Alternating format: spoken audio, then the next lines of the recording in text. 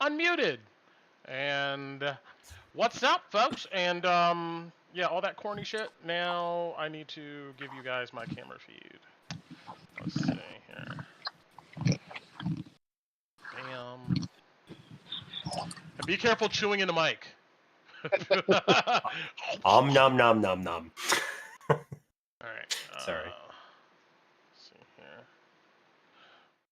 Drop you guys my camera feed, and then we're gonna keep it moving because we got a lot to do. Resources. There's said camera. All right. Cool. All right, we're all good. Yay. All right, let's where's my music? I don't know. It shut off a moment there ago. There it goes. All right, now we're good. Bet. All right.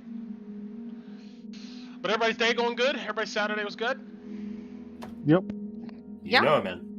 Excellent. Yes, How do you feel, Koo, getting back from I'm the so tired. I was just telling them I think I'm jet lagged. You have to be. What's the hour difference? Like 9 hours or some shit? No, 5. it's 4 4 hours ahead. Gotcha. But you had a great time though, right? It looked like a good time. Yeah, it was a lot of fun. It was much needed. I got home and my room was so dirty. I didn't realize how far I let myself go because I was like really depressed. Mm-hmm. So like just coming back home and seeing my room destroyed, I realized like, oh my god, I was in a really bad spot. So I like unpacked and cleaned my whole room. So my room is like super clean now. Yeah. And I'm in like a much better mental space, so I think it was much needed. Excellent. That's great. I guess you need to see some northern lights, get some restoration. You know, pray to the Ice Queen herself. You know. Yeah. Like Thank you, Ariel. Yes. All right, cool. It's great. I'm glad everybody's doing good. I'm doing pretty good. Yeah, I went out to the store. My son, he's really into swords right now, so he's broken like 3 swords I've gotten him. So I had to go get him another sword, getting the cheap ones from now on.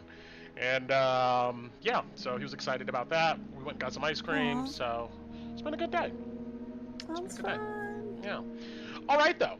So who wants to go ahead and give us a brief Cliff Notes recap of what happened last time? Yeah, because we got to get rolling. Right. We can't spend too much time on the recap. Let's do it. Okay. Go for it. So the party met back up at the caravan court, and then Ron saw the guy that jumped off the cart when we were in it in the dream, the weirdo guy, and he sees us. He drops the cart. He starts running. Everybody starts chasing him. We don't know why, but we're chasing him, except for Kolobati. He ends up getting away. Kolobati checked out the crate thing that he is carrying, and apparently it's like people who use it to stand up and like not preach, but like to the crowd, like, hey, you agitators. Shouldn't do this. Yes, that. Thank you.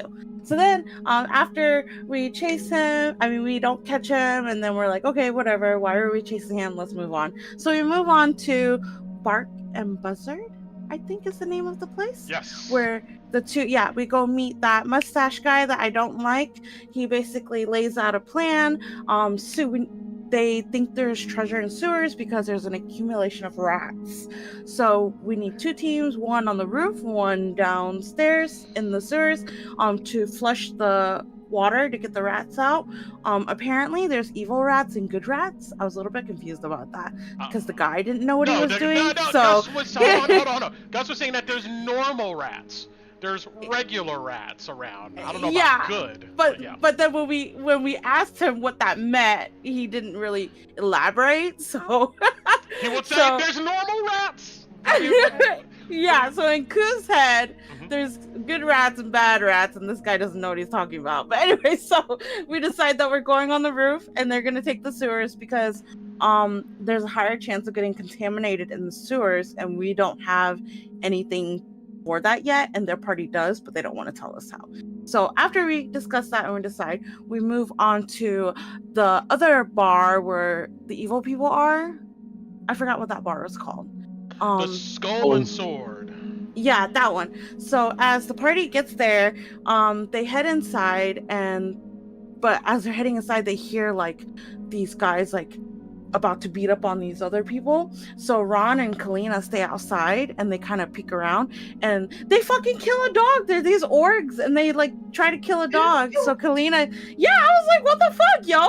And then Kalina heals them. I was so mad about this. I was like, oh my God, if I was there. Anyway, so Kalina heals the dog. And then these guys turn around like, oh, we're gonna beat you up now because you stopped us from bullying other people. So anyway, so then the other half of the party is going inside and oh my God, I can't believe he did this. But they get to the bar and there's a thing, chair, and Louis was gonna sit there, and the guy's like, that seat's taken, and Louis just goes ahead and calls him a fat ass, like, who the fuck you think you're talking to? And the guy's like, oh no, you're not gonna talk to me like that, no.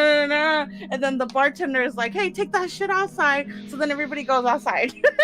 So then as they're going outside, the guy turns around to talk more shit, and Louis he doesn't even wait. He just shoots him in the head. And then he gets shot. And everybody's like, wow.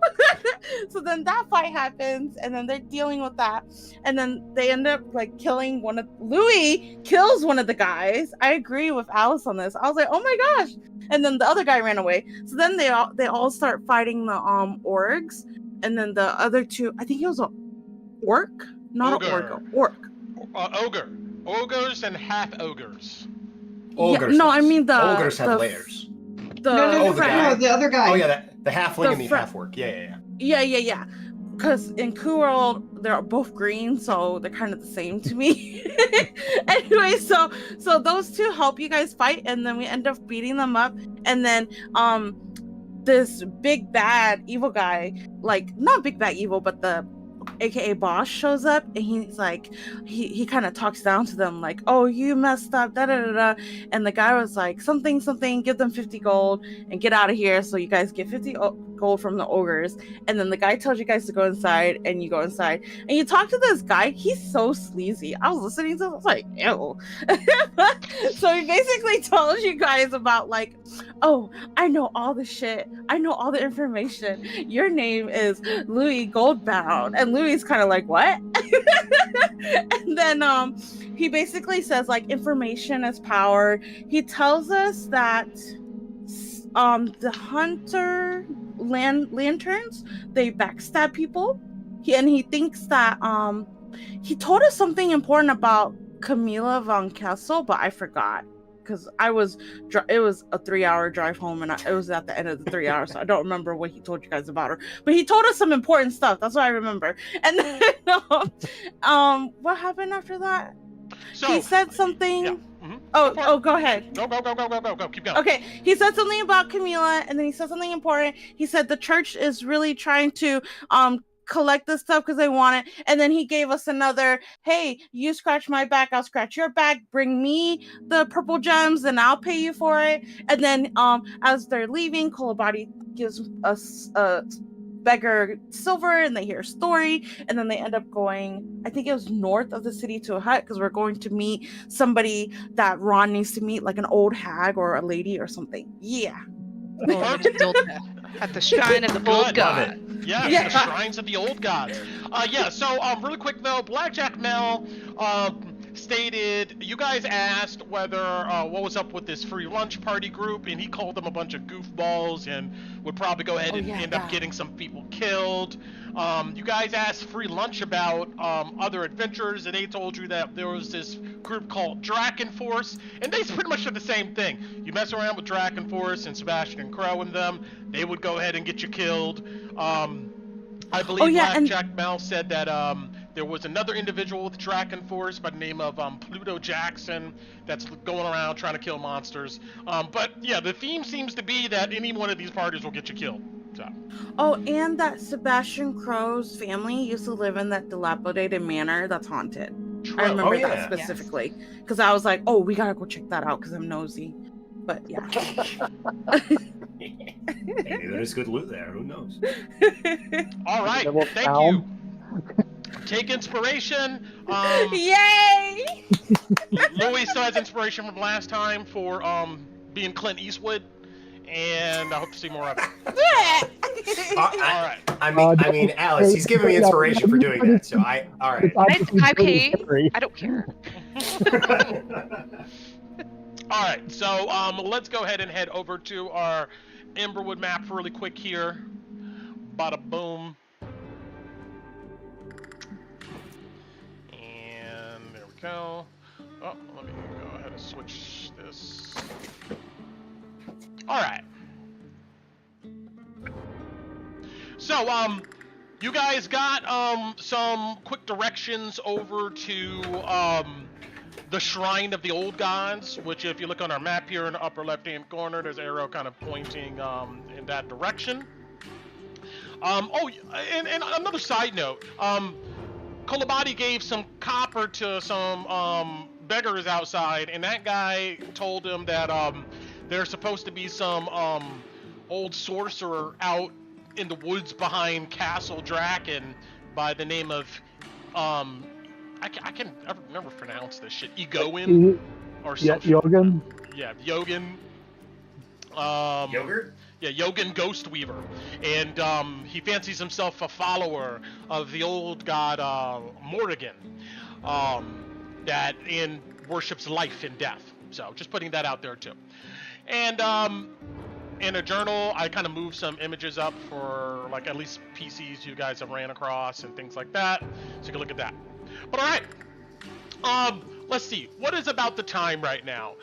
It was noon when you guys met up with FreeLunch. Then you guys hung around the Skull and Sword for a bit.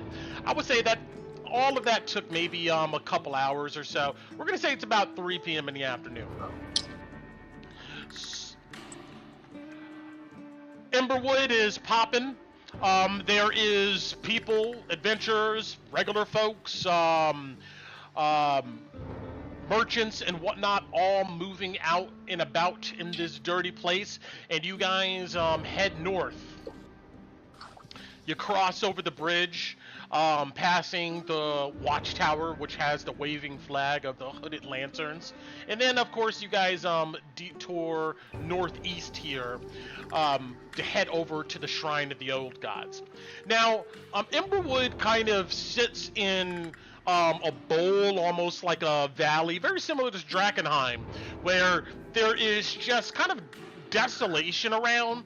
Maybe a long time ago, before the meteor falling, this was nice, lush fields, but now it's just rolling dead grass with patches of dirt and some scraggly trees and whatnot here and there.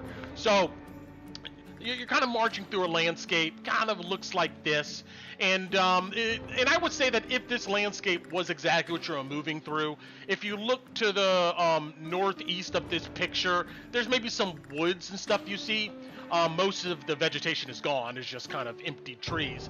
But there is a dirt path that cuts off and leads in that direction. And as you get closer, you begin to see through the trees, like kind of up on this incline, this slope, bits of puffs of smoke, almost like some smoke coming from a chimney stack. And this winding road through this valley to this forest leads in that direction. On the way there, as you guys are walking in the afternoon, off in the distance, you do see silhouettes of some groups of individuals, probably other adventurers and people in this area, maybe heading towards Drakkenheim or maybe heading back towards Emberwood. But on this road, like all the others, there's trash and debris everywhere. Broken wagons, abandoned campsites, you can imagine. You guys get closer and head into the tree line here and begin kind of scaling up this winding path. As you do, you begin to see the path widen a bit, but more importantly, you notice dangling from the trees is various bits of twine, and hanging from that twine, you see all types of trinkets.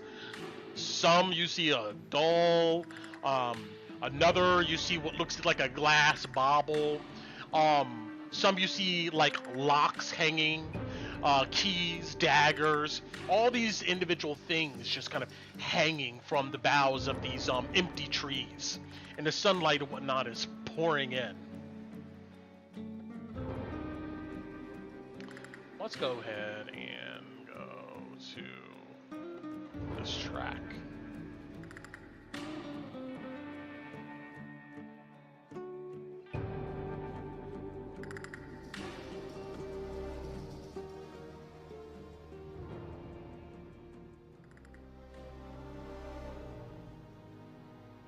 It doesn't take long, maybe 20 minutes or so of this hike. If any of you guys want to talk to each other or say anything, this is the time to do it before you get to your destination. If not, I'll keep on moving. Or this is like just our group, right? Yes. So, are you a princess? What was that? Asking Alice if she's a princess. Oh! Alice will just kind of look over as she's standing there covered in blood from the one guy's head that got completely splattered in front of her from Louis' shot, and just... Yeah. Just... No. Okay. I was just curious. No, we can what do you want to know? I just wanted to know if you're a princess because I thought it was really cool. That was all. Oh, well. No, I'm not. I'm from... It's really complicated. It's... When we're down and settled for a night, and we have time, because it might take longer than this walk, ask me again, and I will absolutely sit down and tell you. Why does Louis call you Addie? It's a nickname. We've been traveling for a while together. Yeah. You're not Allie? No, it's weird. It doesn't roll well off the tongue. Look, it's a dwarven Louis, it's weird, okay? Okay. Well, Alice is also a nickname, too. So, Okay. yeah, Addie comes from the actual full name. So, yeah. Ron! I was about to say, I was going to look at Ron and say, you're part lizard, right? Part is, I wouldn't say accurate. I'm full lizard. At least the humanoid kind. That's really cool. Yeah. It has a downfall, Can't see in the dark. Hiss a lot, just the fun stuff that comes with the reptilian side of things. Oh, do you, get sleepy when you get cold? I mean, we're warm-blooded. I probably get as sleepy when I get cold as normal people do. Oh. But I usually have my my cloak on anyway, because my kind, for as long as I can remember, we're not the most popular among groups, so... Me and my sister get that too. You should just show it off. You look awesome. Well, thanks. I mean, the tail usually gives it away, so... I'll switch my tail. I'll switch his back just to kind of... Yeah, I think we have tails. I think tieflings have tails, right? Yeah, you could choose to have tails or Sure. not, yeah. Yeah, yes or no. Either way. Yeah, I think we have tails. We didn't go over that, but I think we do. I think we do. So... All right. Continue. Go for it. So the stuff on that's hanging, Brent, does it look like it's been there a long time? Does it look like a do not touch type of situation, or? I would say that with your experience with the sacred flame, you would know that followers of the old faiths and whatnot sometimes leave offerings or items in the forest and whatnot for good luck. And this looks like maybe something to that effect. A lot of if you look on the ground, you see that there's bits of twine, there's stuff that's fallen off of these trees. The ages kind of vary, but a lot of the stuff that's hanging here now, who knows? I mean, couldn't have been long there. Couldn't be hanging here longer than a few years.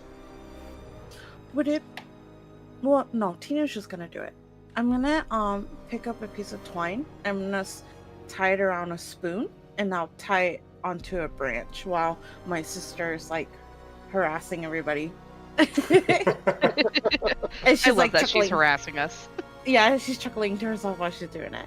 And then I also charisma want to character. Let's go. I also want to look for like a smooth rock because Tinu likes to collect things. Sure. Yeah, you find one off the path. Okay, I'll just put it in my pocket and tie up my spoon. That's what I do. Got it. You tie up your spoon and you do a couple glances back, and it sits there along with the larger collection of items hanging here. I cross my fingers as I do it because it's like for good luck. Before you know it, another 10 minutes or so, you come to what obviously has to be the Shrine of the Old Gods. You see 7 standing stones comprise this ancient shrine that rests within a small grove of dying trees, obviously on the outskirts of Emberwood.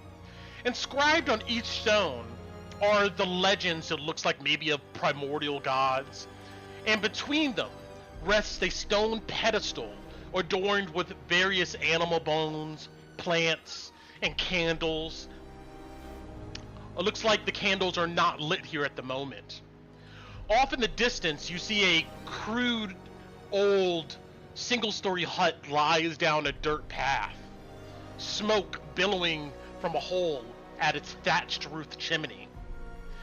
There's an odd scent of herbs kind of wafting through the air here. And the area kind of looks like this.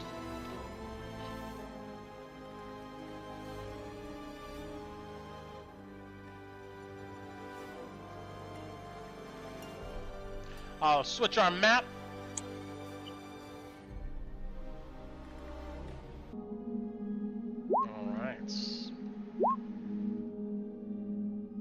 All of you walk up and take a look at these massive stones near this huge kind of moss-colored tree, and you see the hut off in the distance.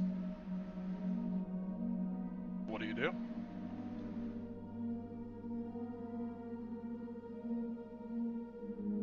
This is the hut.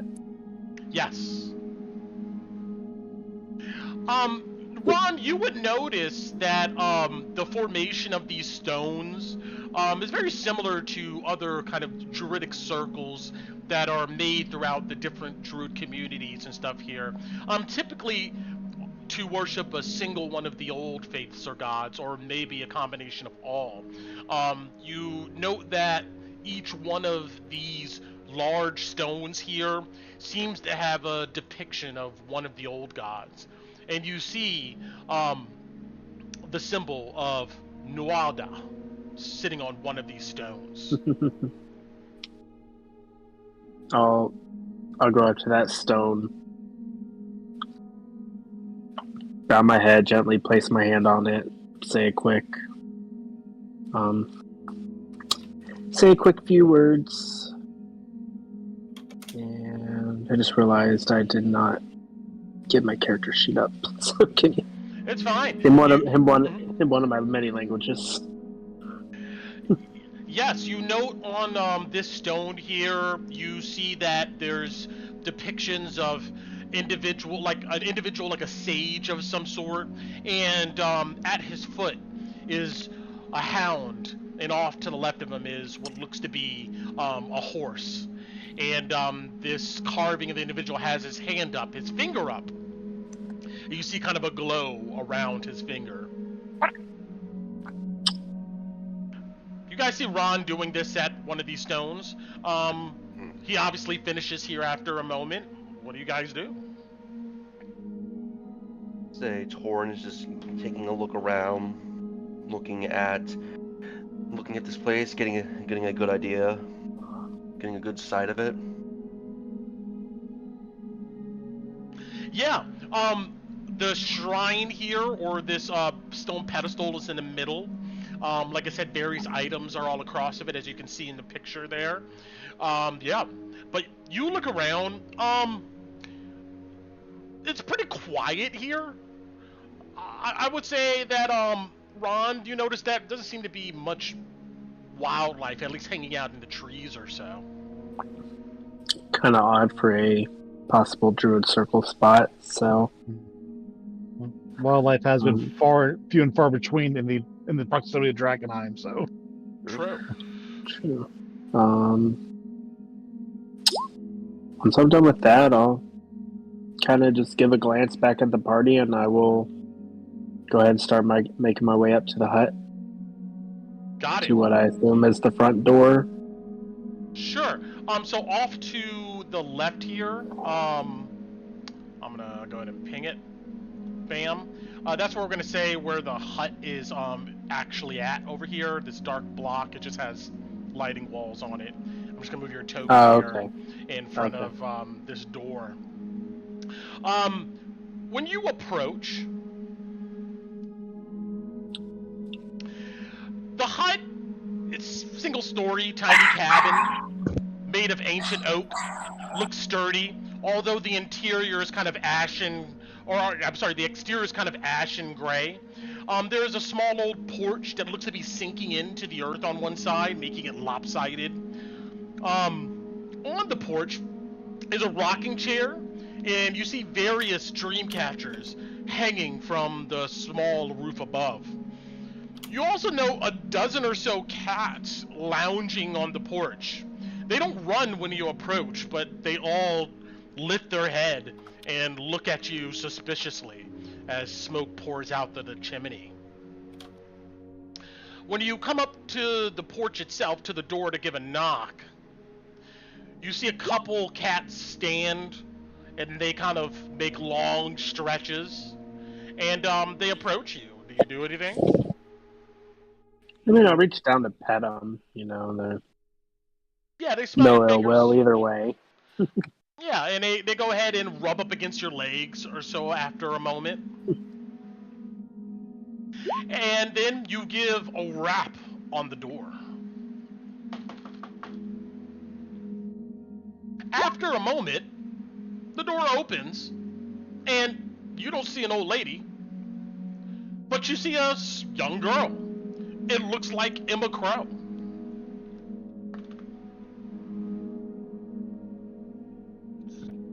Emma Crow, am I familiar with her? Yeah, she's the one that gave you guys a tour when you first Aw. got Oh, here. okay. My cute little girl. I'll be like, oh, I was actually gonna find you on our way back. Your dad told us to look for you and to tell you to go home. Oh, you see her eyes go wide? She goes, okay, sure, I'll do that right away. She gives you a nod. Insight check. Good looking out, lass. Sure. What if I give you 5 silver where you go? I don't know. Oh, you could tell she's just telling you what you want to hear, 100%. I just kind of give her a sideways glance and be like, okay, be on your way. Will you offer her 5 silver? She goes, yeah, sure. But, you gotta promise me you can't tell my parents I was here. Okay, but you have to promise me that you're gonna go home and just say hi to your dad. I don't care if you stay or leave after, but just at least go home and let him know you're okay. Deal. You see that she stretches out her small hand. I give her 5 silver. Alright. After Then a Alice moment... is behind there holding up 2 coins like, I want to talk to you. 2 gold coins, I want to talk to you. You see she dramatically kind of like sighs and slumps her shoulders. After a moment, before she comes and speaks to you, looks like she's going to, you do hear some footsteps come from behind her. And out steps what must be old Zoya. You see that I'll show a picture of her right now. Let's see here.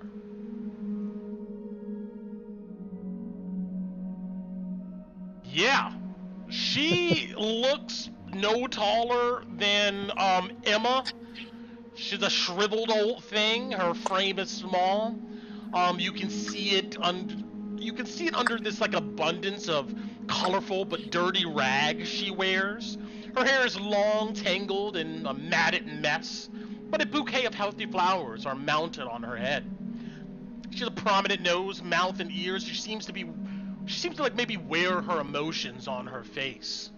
Speaking of which, her skin is kind of heavily creased and windburned, making her look almost ghoulish. The more you stare at her, the less you're sure that she's a human at all. You see, she puts a thin hand on Emma's shoulder and goes, "All right, dear, yes, it's about time for you to go ahead and run home or somewhere else." You see, she picks a flower from her hair and gives it to her. "That would make a nice tea. Give it to your moms." You see Emma goes, "Thank you, Zoya. I'll see you later." She comes up next to you and she gives you a look like, "Alright, what do you want?" I mean, do you not want to make money? Of course.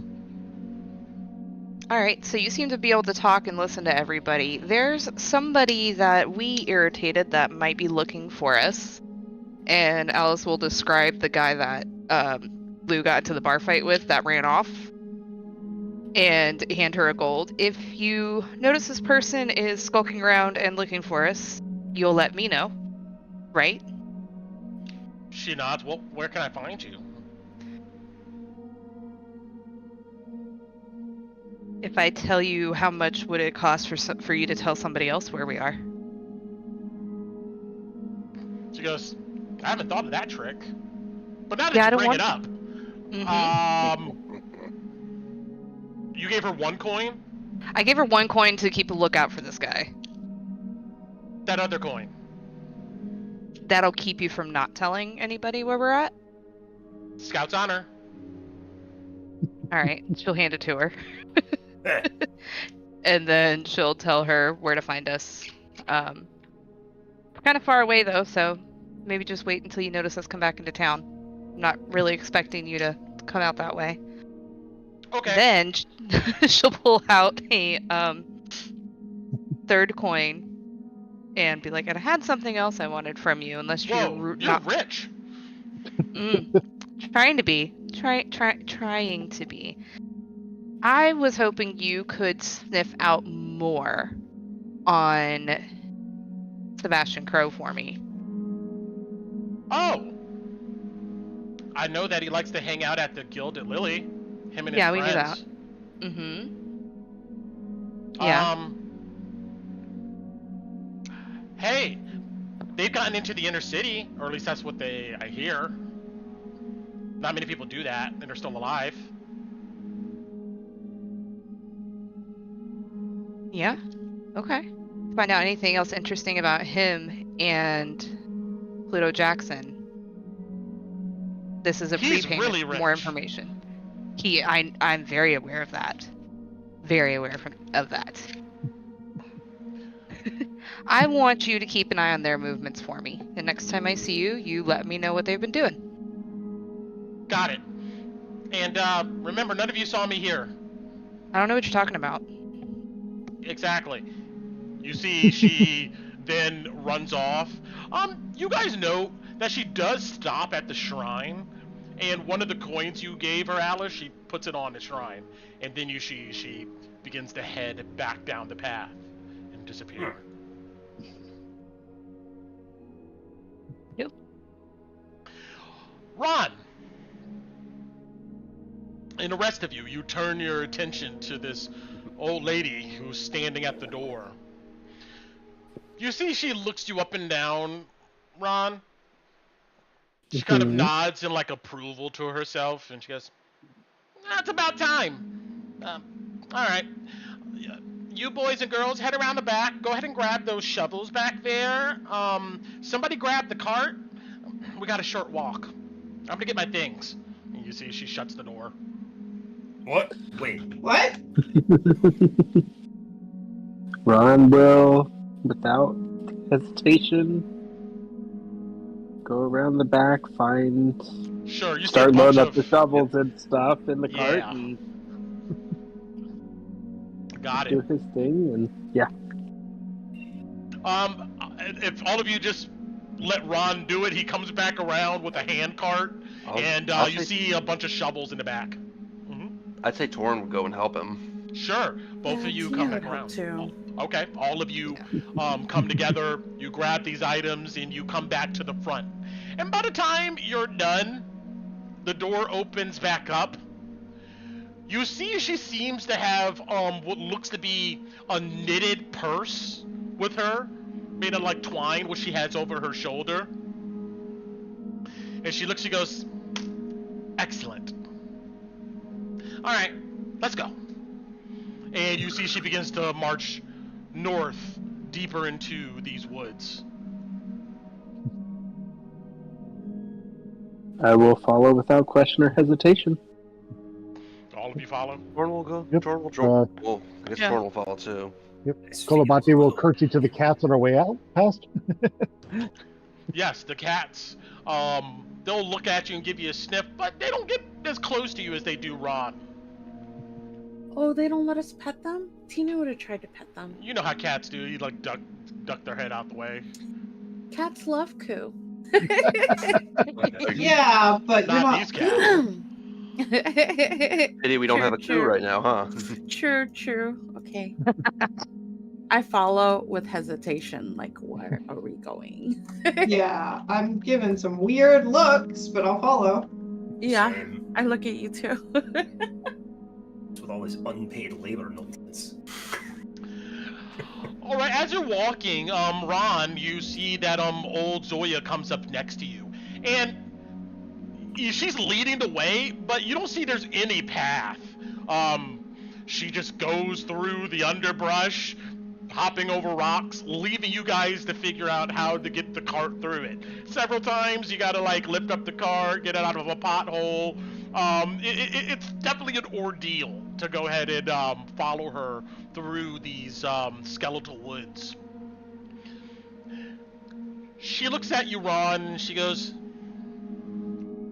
"So how is Night Song doing?" Last I saw, he's still alive. Well, that's a good thing. I Agreed. haven't roamed much of recently because of obvious problems, but the last time I spoke with him, he said someone of your stature was heading this way. And here I am. He looks back at the rest of the people kind of, I guess, moving the cart and stuff. And who are they? Essentially an adventuring party that I've decided to assist, and they are assisting me. So it's a mutual agreement, friendship. Assisting you in going to Drakkenheim? Yeah, I know for me, I need to figure out what's going on with these tentacles and why they're affecting. No, she Why laughs they're when you say affecting that. our- Yeah. why they're affecting our clan, so to speak, in the ways that it is, both ethereal and not. Affecting is an understatement. Tentacles, for sure. I call it the Mikir, the force of darkness, in the old tongue. That's what it seems to be. But exactly what it is, I'm just as curious as you are.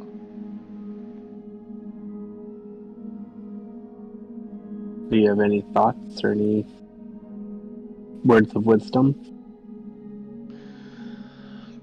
Once I show you this, I think we're here She says she stops and she kind of looks around.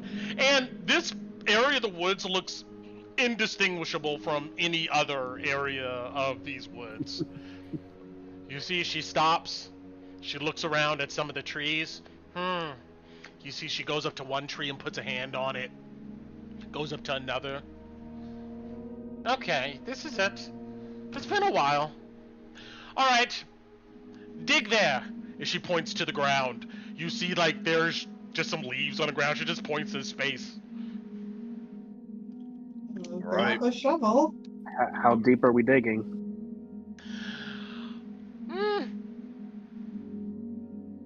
It still should be there. Maybe 3 or 4 feet? Let me see something.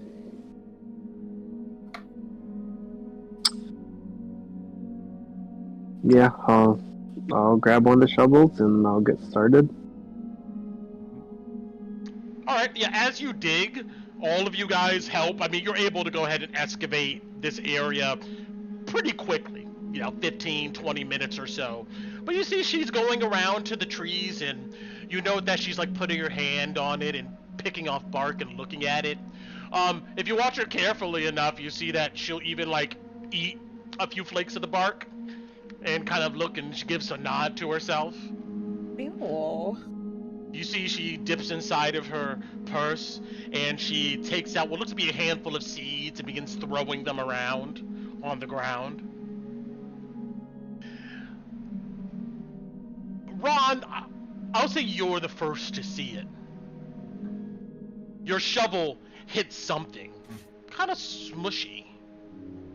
And maybe you tell the others to stop. You think it's a body. What do you do? I advise everybody to stop with the shovels, and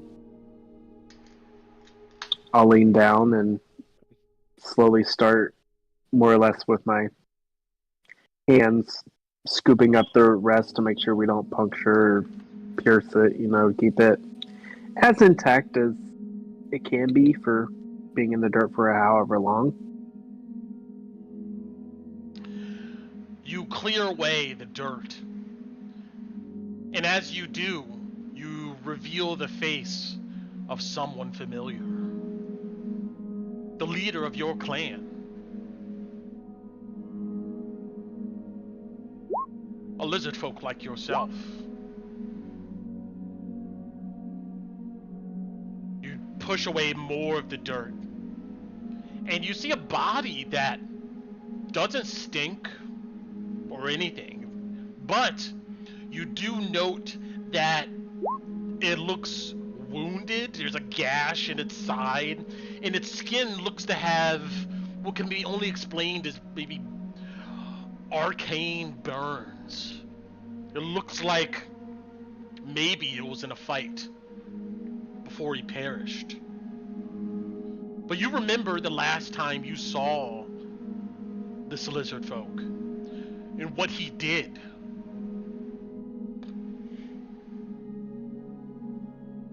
Is this Haas? You see Ozoya comes up next to you and nods. It is him. He came here about 4 years or so ago with a group of other mouth breathers, pitchforks and stuff, looking to string me up. But obviously they didn't know that there's more out here than just me. You see that she kind of gestures around to the trees. Sadly, I had to put them down. All of them, including poor Haas. But he was gone anyway.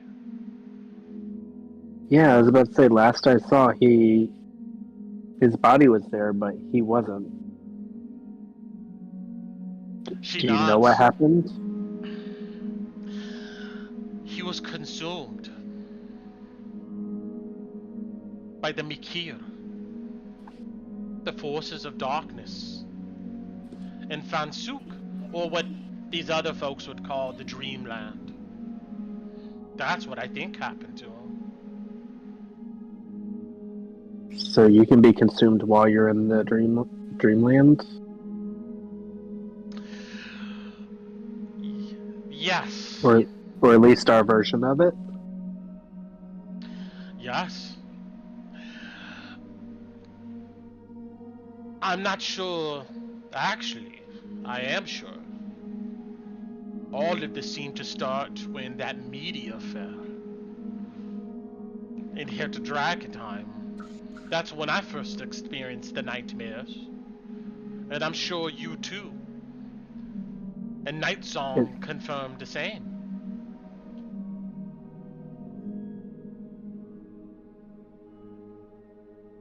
Ron just pauses for a minute and takes a deep breath, just thinking.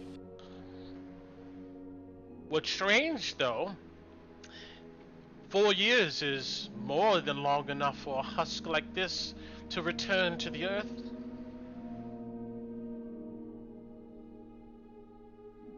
True. I'm pretty sure it has something to do with this Mikir. I've heard that the dead in the deep haze of Drakkenheim don't rot either. Although his body is here, dead, he still lives on. His essence trapped in Fansuk. Consumed, of course. But now he's just a distorted version of Haas. And what I've come to believe is I think the darkness, the Mikir, uses Haas's command of the roaming to find us, the last of the circles, and consume us, adding druids to its form, animating their bodies and the material to do its bidding, at least until it's slain. You see she bends down and she looks over, kind of looks closely at his body. Haas always had a very strong command of the roaming. He was one of the handful of us that can project themselves into the dreams, the fansuk of others from across the realm. There was talk of him taking on leadership after Elder Nightsong passed.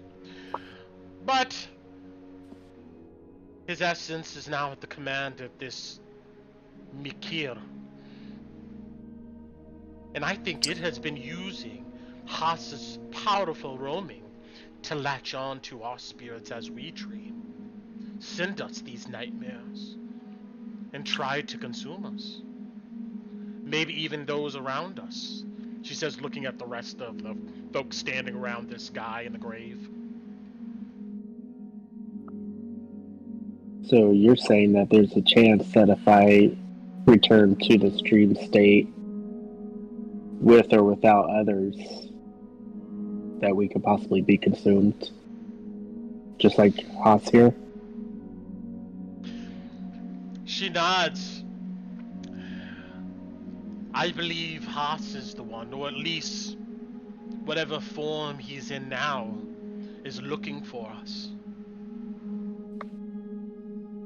And since his essence is trapped there, it would make sense that if you continue the roaming, he will try to hunt you too.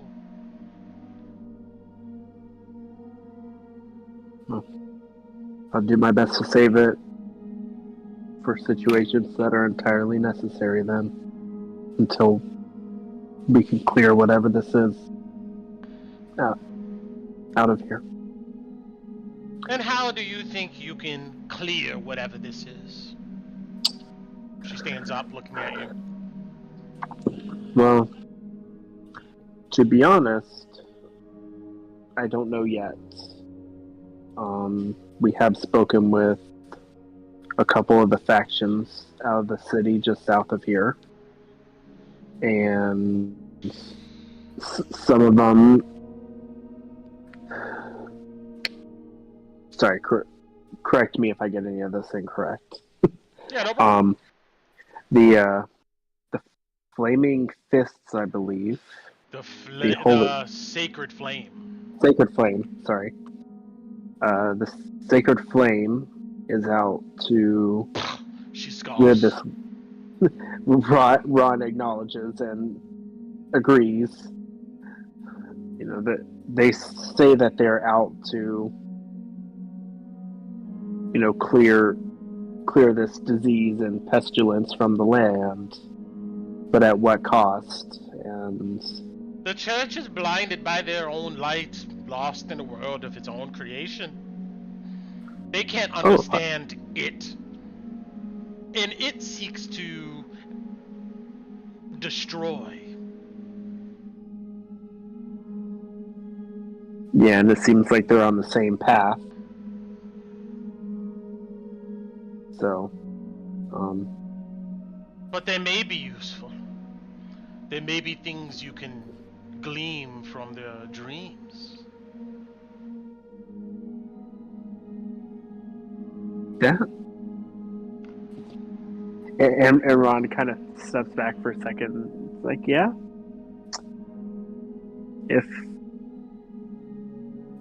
I mean, it's possible. You know, the biggest thing, you know, our group is looking at them at this point for is finding a cure for the sickness, for delirium, and, you know, traveling into Drakkenheim. So, for me at least, we can discover what the source of this issue is. I have visited the Franzuk, roamed many times. You know, and occasionally I get touched, and sometimes that touch manifests itself as this contamination. But I found some medicinals to help with it, purging this contamination. Would you be willing to share at least the information? Because she looks at them, at the party, and then she looks at you. She goes, huh, I need to make money too. There's things I need to go ahead and get. Good old Emma brings them to me. I can tell you this much. If something was to happen to you, Ron, or any of these others, come to me and maybe with some offerings, we can go ahead and get rid of it.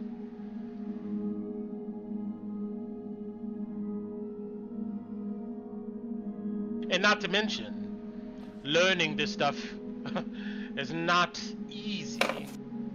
It's not like any of these other spells. You spend a few hours memorizing some incantations and continue going on.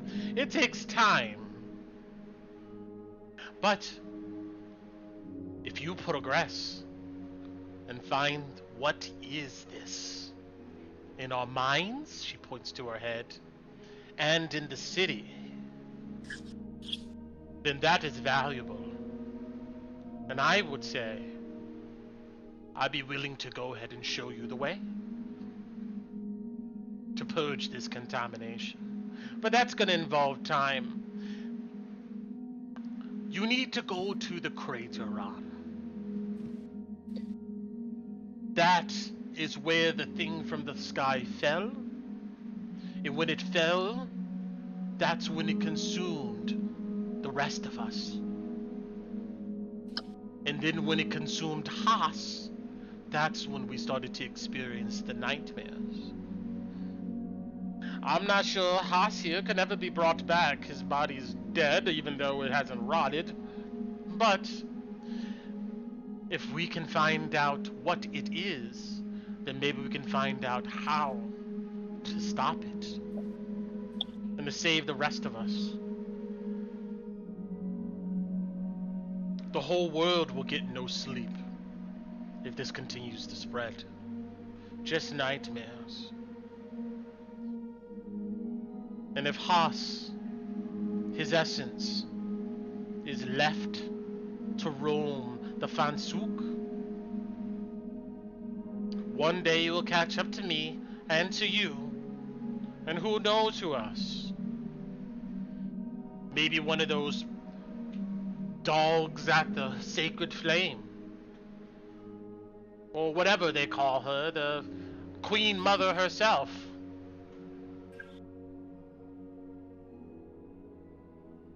We need to know more. And that's at the crater. Haas trusted you. He told Elder Nightsong as much, and Elder Nightsong told me as much, and that's why you were chosen to do this. The stories of the crater, though, I know I need to go, but the stories of the dangers, it's gonna take time. I can't go tomorrow. I agree. You can't go tomorrow, or maybe even the next day, but you will have to go at some point. Until I plan then, to. use them. These others. She whispers it, but she says it so all of you can hear it. Louis flexes an eyebrow at that. Doesn't say anything. And Ron kind of looks back and goes, I trust them with my life, and hopefully they trust me with theirs. At this point, Kolobati's like practically laying face down with her head like over the edge of the shallow grave looking at the body. Yeah, you're looking at this body, it looks like it just perished. If you touch the skin, it's soft. No smell or anything. I will do a detect magic on it. Sure.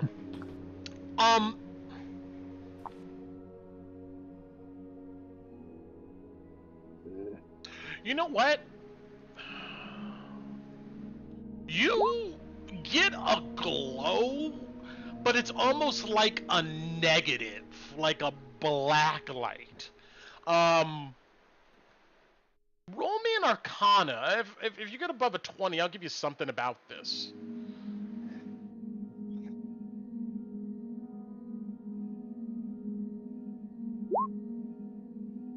You've never seen this type of aura before. It's completely alien.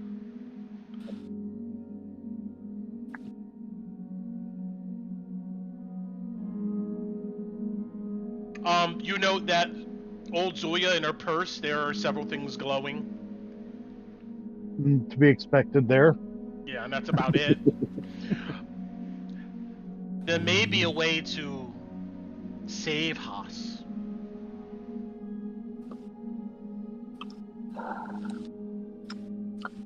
He would have been the best of us to continue leading, so if there's a chance to find and restore a semblance of a soul of his, I'm sure the answer lies at the same place that I need to go. Yes, but there could be another way. Besides going to the crater, the way lies in Fansuk, roaming. You could wait for his nightmares to appear and slay him there. By save, I mean release him from whatever is consuming or feeding off of his essence. Are you saying if I kill him in the dream world, that it might restore him here? She looks not sure at all, but she goes, it's a possibility. Here his body lays, but I must say, the trees really did a number on him. Yeah, after 4 years, are like the roots and stuff like growing around the bodies? Sure, you see trying... that.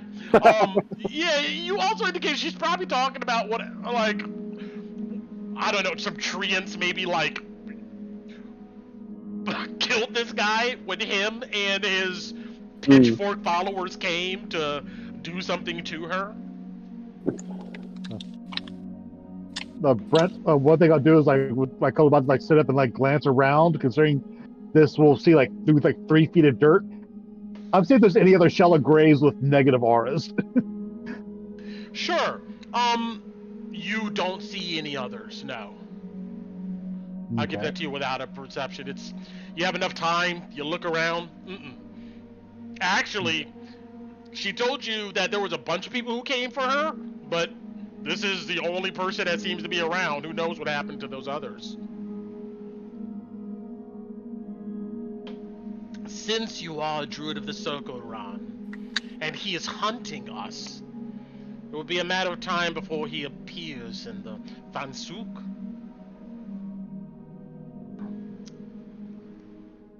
But Haas has commanded the Fansuk, and you should take that seriously. If you're slain there, you die here. And if you're consumed by the dark forces, the Nikir, then you may end up just like him. You see, she says as she looks at the body. Well, I guess I won't be entering alone again then for some time. You have friends. She gives you a wide smile.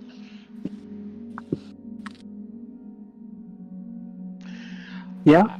I think this darkness feeds off of chaos, entropy, as they say. The more fear and dread brought into the world, the more energized it becomes. Seems logical, as from what I understand, it is spreading. Alright. You can bury him again. And Ron will take the shovel and just start scooping the dirt back over, patting it back down. You guys spend some time doing such and then head back down to the shrine itself. On the way, though, she asks you, have you seen any others be consumed like Haas? Acting strange. Only one so far when we were in our traveling caravan to the outskirts of Drakkenheim. Party of 3 adventurers met up with us in the evening, and one of them, his body split into 2 of the tentacle creatures. No, I'm not talking about that. I'm talking about... No? Have you roamed, but you didn't initiate it? Yes, the party and I actually on the caravan here. Still not That sure man that how... jumped from the wagon? Really? Correct. That Not sure was- how it happened. That was Haas. It has to. Oh, that makes more sense. He pulled us into the dream world? Or the guy that we roamed into his dream was Haas? He pulled you into the dream world. Kind of feeding off of your own essence and energy and being able to do such. He's powerful, Haas, like Night Song.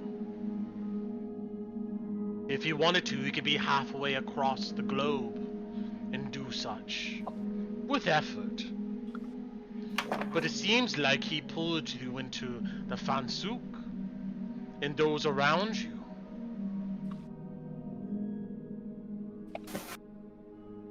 Did anything happen?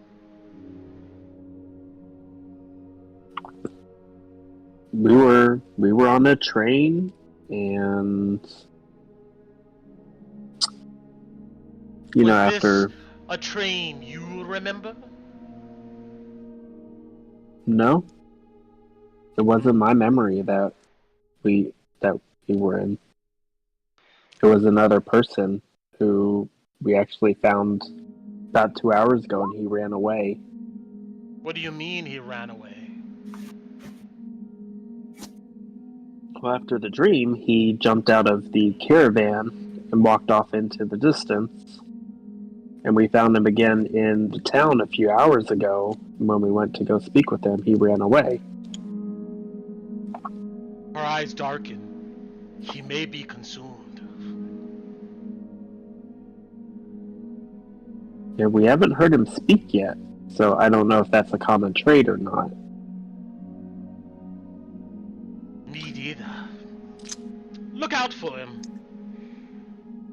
If he was consumed for a reason. Haas and the Mikir consumed him. I'll make sure to keep the eye out for him then.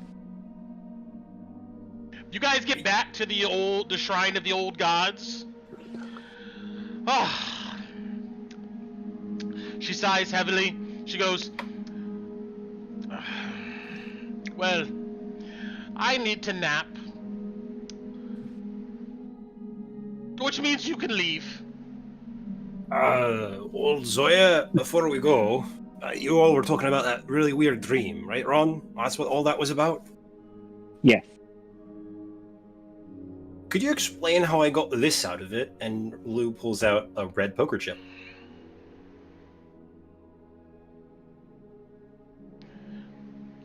You see her eyes narrow. That came from Fansuk. What the hell does that mean? The dream world. Oh, then, yes. She reaches out for you to let her touch it. Man, I don't care, this is a poker chip, here you go. You see, she speaks some incantations. You would know Kolobati. She's doing her own detect magic. You see, she looks at it. It's not good. It's not good at all. Well, that's not, like, normal for your weird, crazy dreaming and magic and whatnot? No, it's not normal for things from Fansuk to end up here. Real. It's getting thinner.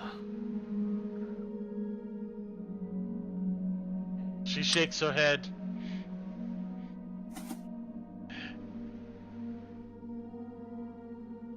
The realms are thinning.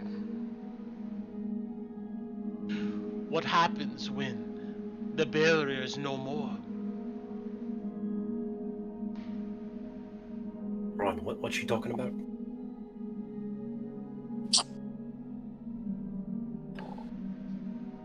Ron's like, I don't know. Sorry, I was updating some of my notes. Well,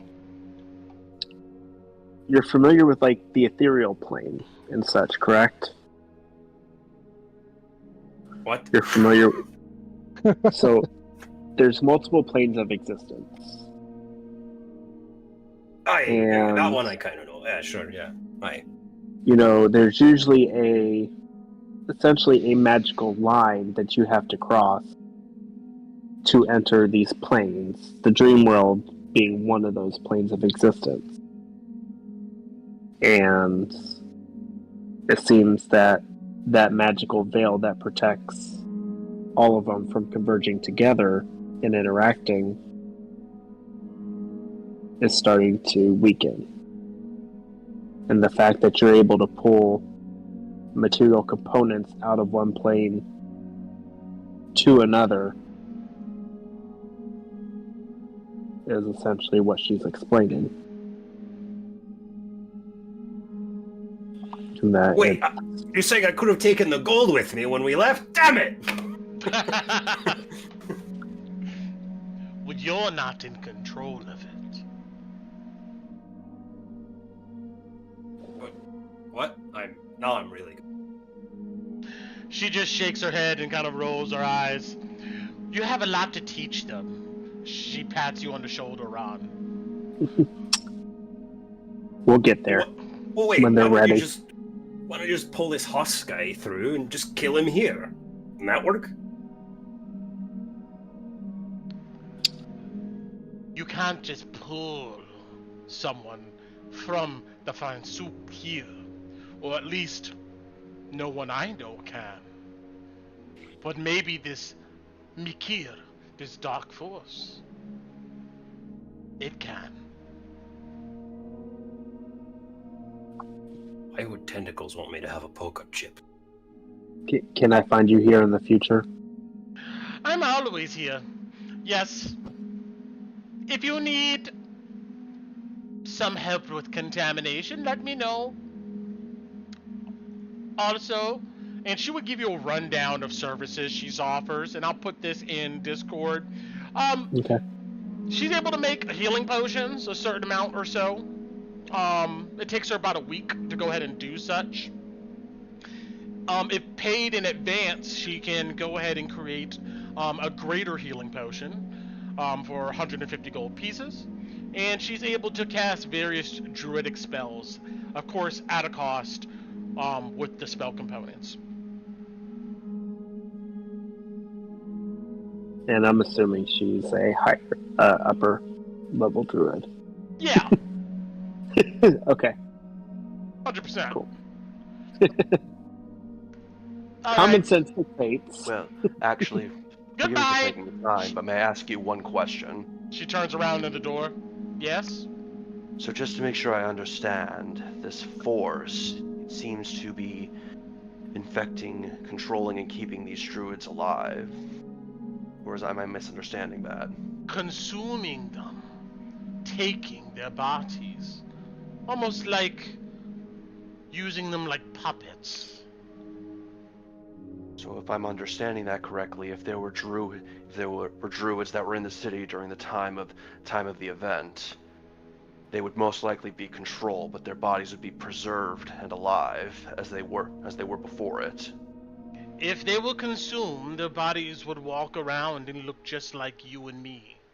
But if they were to be slain, yes, their bodies would remain. And I imagine whatever is preserving their bodies is associated with this Mikir, this dark force. And do you have any idea if there's a way to break this hold on a person?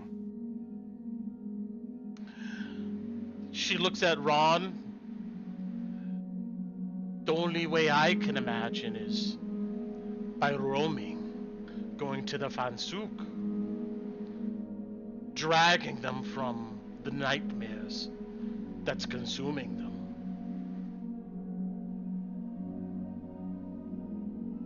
I see.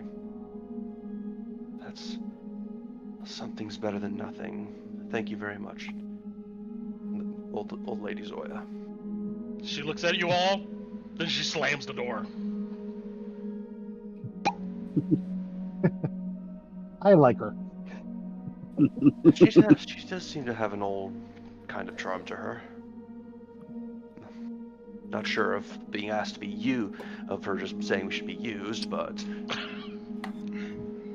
I wonder if she's cheaper than the church for purging things. I'd be surprised.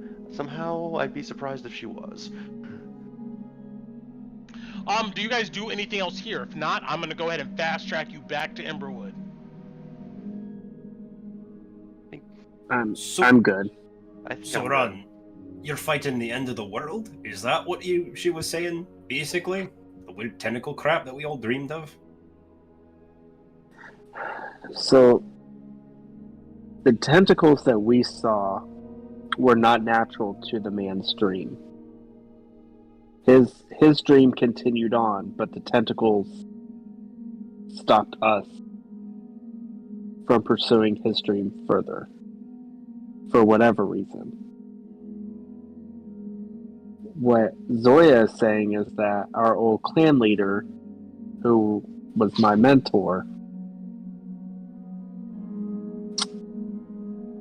died while we were in our clan's ethereal plane, dream state. And it was due to the... what's the term? The Makir, Yes, as this she dark calls entity. Yes. and it's due to that we are he's essentially either trapped there spiritually and his body became a husk, for the contamination, essentially, or he's dead and he's being controlled in both. Hang on, try to remember the words. The Fansuk, the dream world, and the material plane. Right. Perfect. Take inspiration, because that was pretty dense info you picked up there. Yeah, that's exactly it. Yeah. So, Thank long you. story short, if we see that man again, are we fighting him or are we doing what? If my understanding, if we see this guy again, we need to see if we can re-enter a dream state with him to see if we can find Haas. And that should answer one of two questions. Either A, we need to... Sorry. Processing. If we can enter his dream and find whatever night and defeat whatever nightmare has a hold over him, either A, it'll set his mind free, or B, he'll be officially dead. It's generally one of two solutions. Perfect. Yes. You get it. Sounds like you need him alive then. Alright, no, shoot it. Got it.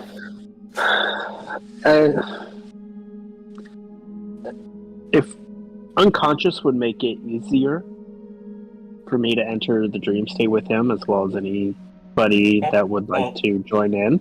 What? Bullets don't make people unconscious. Not that way. I understand. I'm new to the to your arcane weapon that you use. So. All right. With that, Yeah. you have this conversation along the way, and I'm gonna say right when you speak, Tinu, you guys get back to Emberwood. So I'm just gonna put that map on here, but continue. Okay. Is there a way to tell that you're inside a dream walker dream? I just always bite my tongue. But, you know. Now that we all well know each other, I can inform you while we're in the dream. However, the reason why I did not the first time was it was the first time I had ever been involuntarily pulled into a dream, let alone with other people. So, what if it's not with you? Is there a way that I can tell or know now that I was in a dream? I'm sorry, I don't have the immediate answer to that. But with some practice, and again with anybody who's willing, we might be able to find that in the events, one of us is involuntarily pulled in on their own, Well, if that being the case. let's hope that doesn't happen anytime soon. So I guess agree. You see, first we need to make you a totem. Yeah. So so what you're telling me is that if that person doesn't tell me that it's foul, if they don't tell me, then I won't know. The Fansuk. Essentially, yes. I mean, Okay. if you remember when Torrent almost fell under the train and it looked like there was a glitch where he just randomly appeared, that would be a common sign. When you see unnatural situations occur, especially with people you know. But if you're in the state alone, it's going to be more difficult without... Go ahead. What if I was with somebody I knew, but I don't really know how to explain this. You're fine. It's okay. We'll just assume that it wasn't that then. You see Tinu's kind of like rubbing her chest. All And right. she leaves it at that. So, you guys, spend that time. I'm going to say that whole excursion took a couple hours. It's about 5 p.m. or so. You see that the caravans are beginning to pack up their goods and wares in caravan court. You probably imagine in an hour or so, they're going to go ahead and, pack it up for the evening as far as trading is concerned. And you guys are back amongst the people of Emberwood. What are you doing now? Well, as much as our plan was, it doesn't seem like we're going to be able to make it to this, make an excursion today. You would know that the party made an agreement to link up with FreeLunch in the morning to tackle the excursion to Drakkenheim. Oh yeah, sorry, Torrin. I should have told you that. And it's all good, but well, I think we're not gonna. There's not much we can do today outside of. I guess we get a meal. We can maybe try to see that meeting that they were talking about in the evening. If you guys still want to do that, and then probably spend some time renovating our new place and maybe fixing some of the holes. All right. Does that sound like a plan you guys are all down for? Yeah. Yep. All right. Mhm. All right. So we could fast track to the evening time here. Just think of a time lapse. You guys maybe go chill at the Bark and Buzzard, or hang out in Caravan Court, whatever it may be. But time flies and people buzz about, and before you know it, Caravan Court clears out, and then night falls. And I'll actually put on night mode there. Oh wow, that's really dark. Oh yeah. Oh my goodness. I'll leave daylight on, but I'll turn down the light. Bam, there we go. That's better. Perfect. Brett, can I roll something to discern if what Ron does is the only way to share a dream with other people? Are you trained in Arcana? No, I'm not. Damn it. You think What about insight? both of you talk amongst each other, and the church hasn't said anything about this type of stuff for probably obvious reasons. You have no idea, at all, if this is possible without the roaming and that Ron's able to do. Damn it. Okay. God damn it! I'm Koo shaking Kaylee in real life. At some point, before night falls, you do note that huge birds, these griffins, do fly into Emberwood and land at the chapel of Saint Ardina. And you see the same folks, including Flamekeeper Ophelia Reed, hop out, go inside, maybe chat in there for a while, then come out in her caravan and the griffins take off once again. Another thing you do note is caravans come back in from the Iron Helms dwarves, and you see a bunch of dusty, tired dwarves pretty much march back in towards the Red Lion Hotel. Another thing you do note is you see a group of these hooded lanterns all assemble in formation, and it looks like they march north, crossing the bridge to Drakkenheim. And those are the things that really stick out. Here at the cottages, you do see a huge glow of fire. And if you wander and look through the alleyways, you see that there's a massive trash bonfire sitting in the middle here of the cottages. But you guys got things to do. Maybe you go ahead and visit that another time. You realize that it's evening, and this is about the time at Hendrick's farm. Some preaching goes on. So, you guys hit the roads and head down the dirt road with the fields and whatnot until you see Hendrick's farm in the distance. Before you guys get there, I'm going to use the little boys' room, and if you want, you could talk amongst yourselves about what you're going to do here, or if there's any stated objective or something like that, and we'll go ahead and hit it. So,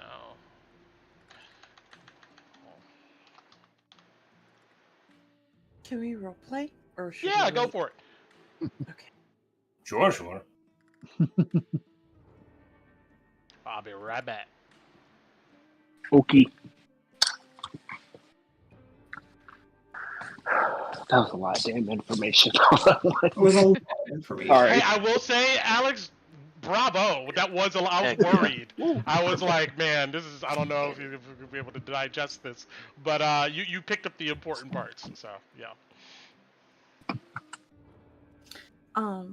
So I guess as we're walking to the farm, Tina will pull Torin because she's more familiar with Torin than Bati.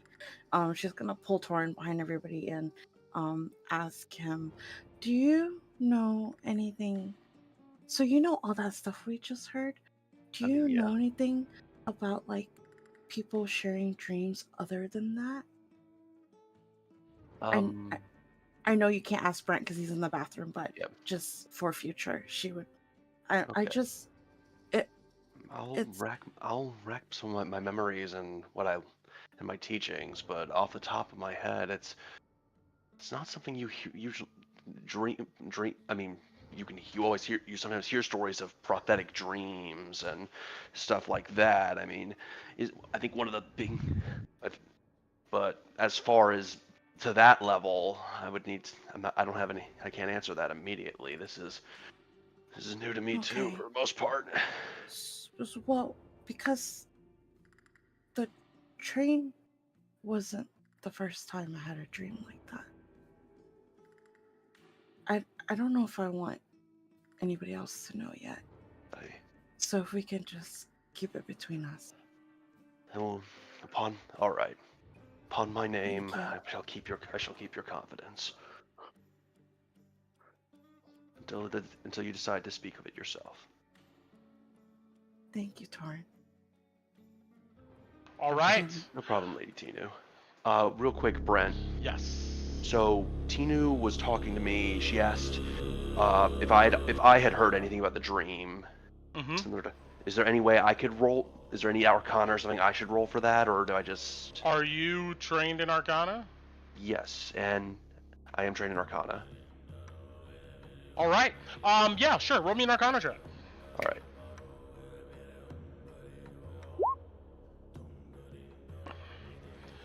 You remember hearing at the academy that there is definitely several side realms, as they call them, planes of existence. And as far as Dreamland is concerned, they don't call it the Fransuk or anything like that.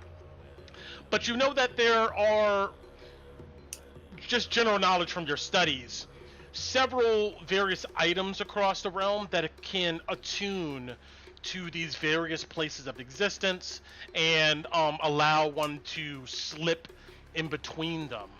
But we're talking about very extremely rare magic that is probably under lock and key with the Amethyst Academy. But you've heard that there is a famous children's book. Nobody knows who wrote it, but it's one of these attunement items. It's called Carol's Adventures in Dreamland. And it's one of the attuning items that allows a material person to go into Dreamland and do things. Carol's Adventures in Dreamland. Oh my god, I'm getting goosebumps. What the fuck? Okay. Little Nemo in Slumberland. So real quick, this is for our previous person. This is a children's story for the most part. Yes. It's a children's book.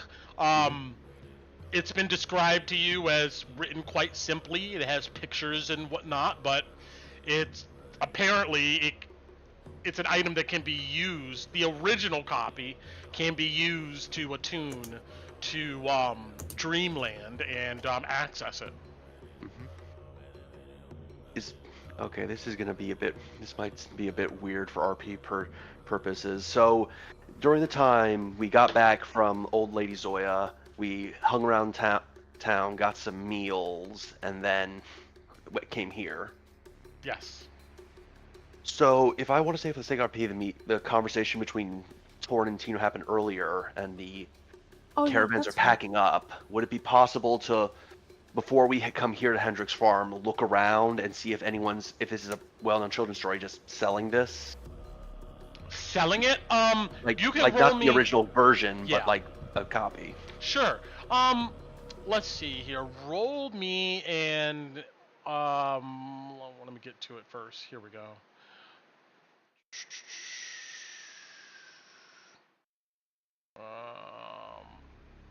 Yeah, go ahead and roll me a wisdom investigation. Wisdom investigation? Yes. Okay, so this is gonna be. I'm not sure how to change the value to wisdom, but so this will be a +4 instead of a +6. I'm sorry, whatever investigation is. It's intelligence. Oh, it is intelligence, yeah. Yeah, my bad. Yeah, intelligence. Okay. So that's a dirty 20. You walk around and you don't come across anybody who has this book. People kind of look at you like you're crazy, like why are you asking about a children's book? But eventually you come across the old beggars outside of the Skull and Sword. And one guy there, you're able to go ahead and get him to tell you for a copper. He wants a copper. Yeah, These beggars, man. I'll give him. They're lore masters of Drakkenheim. They know everything. Yeah, I'll give him 2 copper for the book, and I'll thank him. And for all the people that are asking for my business, I'll give him a scowl and say, "Don't pry." He goes, "I don't have a book, but I can tell you that there's a big library in Drakkenheim. It could be there." That's what he tells you. All right. Well, appreciate the copper. Anyway. Goodbye. He runs in the bar. Yeah. As we're heading to the farm, I would let Tinu know that while not a whole lot, there is this children's story that might have something to do with it if you find the original copy, but who knows? But as to where that is. Okay. Thank you, there's a library in Drakkenheim. Yeah. But okay. You guys all march back in after dusk to Hendrick's farm, and you can see the tents and small campfires around them. Then, of course, the large bonfire. When you show up, imagine that it happens to be the time where you see a bunch of scraggly, almost emaciated individuals gathering of all different races and whatnot around the campfire. As you guys come down the path, you see that sitting up against a shed here is Dakota Jones, who waves at you guys, and he kind of waves you over. Yeah, totally. Hey! Alice will go over to him. What's up, guys? How you doing? Hi. Good. How's your day been? Well, I'm very hungry. I could tell you that much. I had rations, but as soon as I brought them out, they were like, it's everybody's, and so I got one bite, and 30 people got the other bites, so that kind of sucks. But but hey, there's been some good conversation and stuff here. Apparently, Lucretia Mathis, she is at this chapel or something down in Drakkenheim, near the crater itself. She comes here sometimes. Very rarely, but she does. Is that in the inner city? Oh yeah. But hey, they lead pilgrimages down there. Yeah, I mean, at least that's what a few of these guys said. She came up here one time. This most people remember, and it was like a huge thing. Sorry, I missed it. I wouldn't have had to do all this crap, but yeah. But hey. They're about to go ahead and speak. Yeah. And Alice will actually sit down right next to him, and the minute things start speaking, just so I don't have to interrupt any monologuing you got planned, Brent, she would try to sleight of hand him a ration. Oh. Okay. Yeah, roll me a sleight of hand. Let's see if any of these hungry ass people here see this. Oh no! Oh no! In order to give her Nice. information. But I don't think we would know that she's doing that though. No. Unless she told us. Yeah. I would say the only people who like are immediately around her, like it's not the whole entire community, like bots all look or something like that. But let me move everybody over here. Oh no. Tinu, Kalina, are you guys doing anything before this kicks off? Yeah, I want to look for that lady, and I'm gonna go sit right next to her.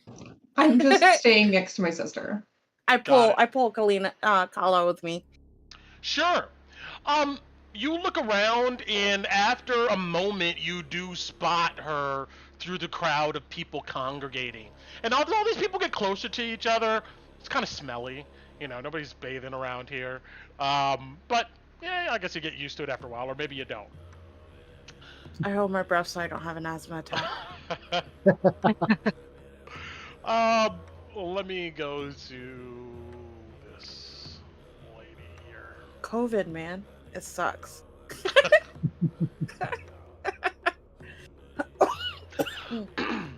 Alright. Do you say anything to her? No, Okay. not yet. I'm just gonna go sit to her, next to her. Or do I have time to? Because you said it looked like they were getting ready to talk. Sure, but people are still congregating. You see that Nathaniel is in a process with some others, taking what looks to be large crates, some flat boards of wood, and making what looks to be like a little small stage here. Okay. Does she look flight happy? Like she's ready to run as she sees me? No, actually, as you come up closer to her, you know she's dressed in a simple gray tunic, kind of watery blue eyes. Her hair is matted and a bit dirty, but in a loose bun. She looks at you, and you see that she goes, Kalina? That's me? Oh, I'm sorry. You must be Tinu, then. Yes. Do you know us? Well, no, I don't know you guys personally, but I mean, I've heard a lot about you. I mean, sorry, dog. who would ever miss a description of two tieflings, each one of them having one horn? Who described that to you? You see, she swallows things. She looks around, a bit uncomfortable, and she kind of shifts a bit in her seat. She goes, "Well, how about a small game? I mean, who would you think would know these things?" Tina just straight up asks, I'm sorry, they're barking crazy, but Tina just straight up asks, do you know our brother? She goes, yes, I do. I'm sorry. We're kind of wary here of strangers coming in. There's been family members who came before, and they look to try to take people away from the following. But yes, I know him. Actually, he should be here soon. He's coming here? Sorry, Yeah. he's Kala. Tina kind of like, Yeah, been she's looking for him. well. She thinks for a moment, and she goes, there was a long time where I guess he didn't want to be found. He needed to find himself. She smiles at you. I think Everybody needs to take that journey at least once in their life. I just didn't think he'd want to do it without us. From what I understand, you guys were gone for a very long time. Yeah. We didn't Right. have...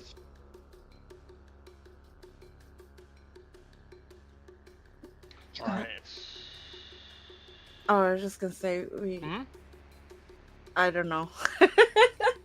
Go ahead, Kala. We haven't seen him in a very long time. When we finally got back, he wasn't there. At home. Yeah. She goes, I'm so sorry, you know? I'm pretty sure it must have scared you. But he's okay. Actually, I think she smiles a bit and she goes, I think you'll be very proud of him. Oh, what's he done? Well, he's a champion. What? For What? the first time, you see Tinu's kind of like excited, but like kind of like, whoa, what's going on? Yes, he was kind of hesitant at first, and it took me a while to get him to work up the energy to go ahead and do it, or at least the motivation, but he committed. He leads people to our holiest site. Oh, to the inner city. Something like that, yeah.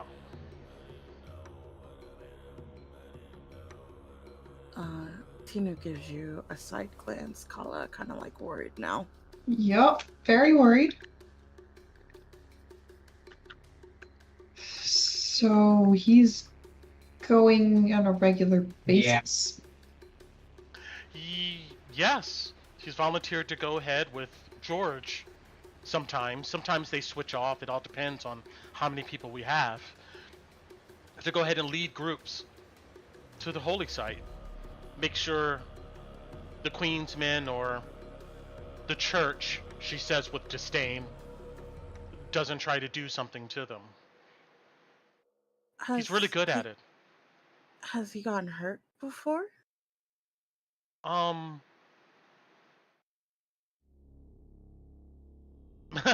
Well, maybe. I mean, it is a dangerous job, but he's okay. He's more than okay, she actually says. You see her demeanor change, and she goes, Arnar, he can handle himself.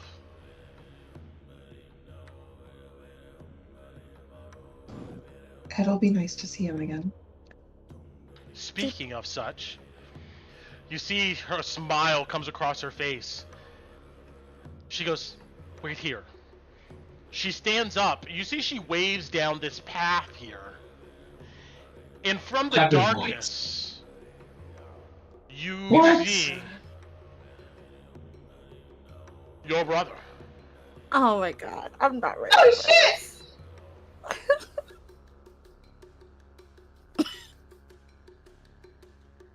He doesn't look as clean as this photo we have here, but he's tangled. I mean, his hair is wild. He has a backpack with him. It looks like he has a bow with him, and he has like a long walking stick. He's approaching, seems to be in his own thoughts, but then he looks up and sees this lady you're talking with run up to him. You see his eyes brighten, and they embrace each other. Oh no. You see, they give each Wait. other a kiss. Oh no. Oh, no. That's cool, not Tinu. You see, she sees to say something to him, and you see his whole demeanor changes, like he's in shock. You see he looks, and he sees both of you. You see she tries to put a hand on his chest, but he waves it away, and she follows him as he walks up to you guys. Tinu runs to Yep, him and give gives him big a hug. hug, Yeah, we big both hug. glop him. Both of you guys glop him, and he embraces both of you, and after a moment he steps back and he looks at you both and he goes. Then he looks at the lady behind him. What are you guys doing here? Looking for you! Yeah, we came to look for you. Dad told us what happened. Father? Yeah. We You gave us see, a he vague looks a little direction. perturbed by that. He kind of sighs heavily like he's trying to contain some other emotions. How is Father? He speaks in Elven to you, by the way. Quiet. Yeah. Okay, quiet. Just a little. He almost seemed hopeless. Kala doesn't want to believe it, but I think he was lying to us. He wouldn't, though. That wouldn't be the first. He kind Our of clears his parents throat. wouldn't. Our parents didn't lie to us. Tino just kind of gives you a sad look. Well, I mean, it's hard for you guys to know, right? You've been away for such a long time. Things change. What happened? What did he lie to you about? What you should be asking is what he lied to all of us about. Like what happened with Mother? He was acting really weird when we asked him. He didn't want to tell us.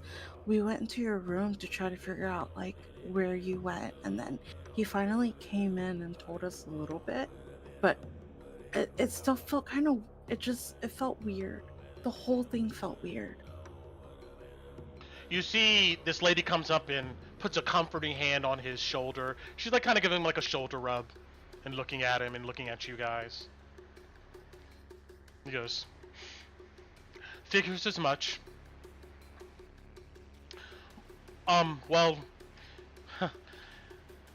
he feels, you could tell he's like really awkward. He looks at the lady next to her and she gives a nod. He goes, I'm fine. You found me. Everything's okay. And I'm going to find Mother too. But did Dad tell you anything about what happened? I don't need his help. He wasn't really helpful to begin with, to be honest. Do you know where she is? Do you know where to start looking? We are here now. We can help. Let me ask you this. Do you notice anything different about me? I noticed your yeah. speech. Yeah. His eyes brighten. And he looks at you like, actually kind of happy. He goes, she cured it. Who? The one we're all following. How? Lucretia Matthias. How? I would love to know that myself. But I chalk it up to faith. Her faith. She touched me and it went away and hasn't came back since. You see the lady next door kind of smiles and rubs his back. Oh, I'm sorry.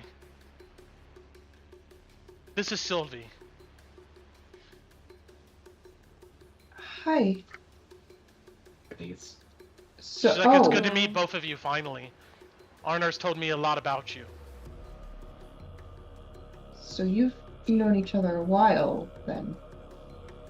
How long have you been here? Sylvie, she's been the one to help me, to guide me, to help me understand the faith. I've been here, I don't know, a few months now. 3 or 4. Time blends together when you're learning so much.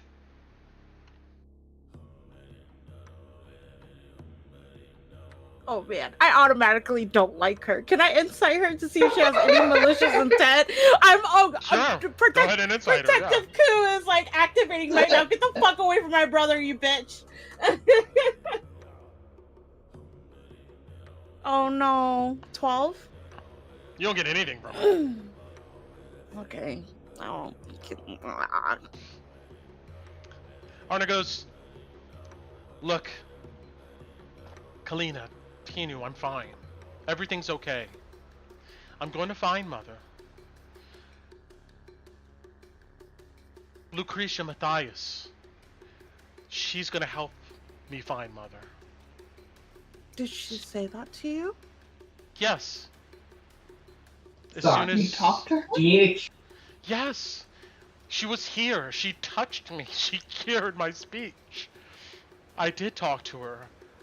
I had a moment to explain to her why I came, and before I even said anything, she knew. But I have to complete the sacrament first, and then I will find Mother.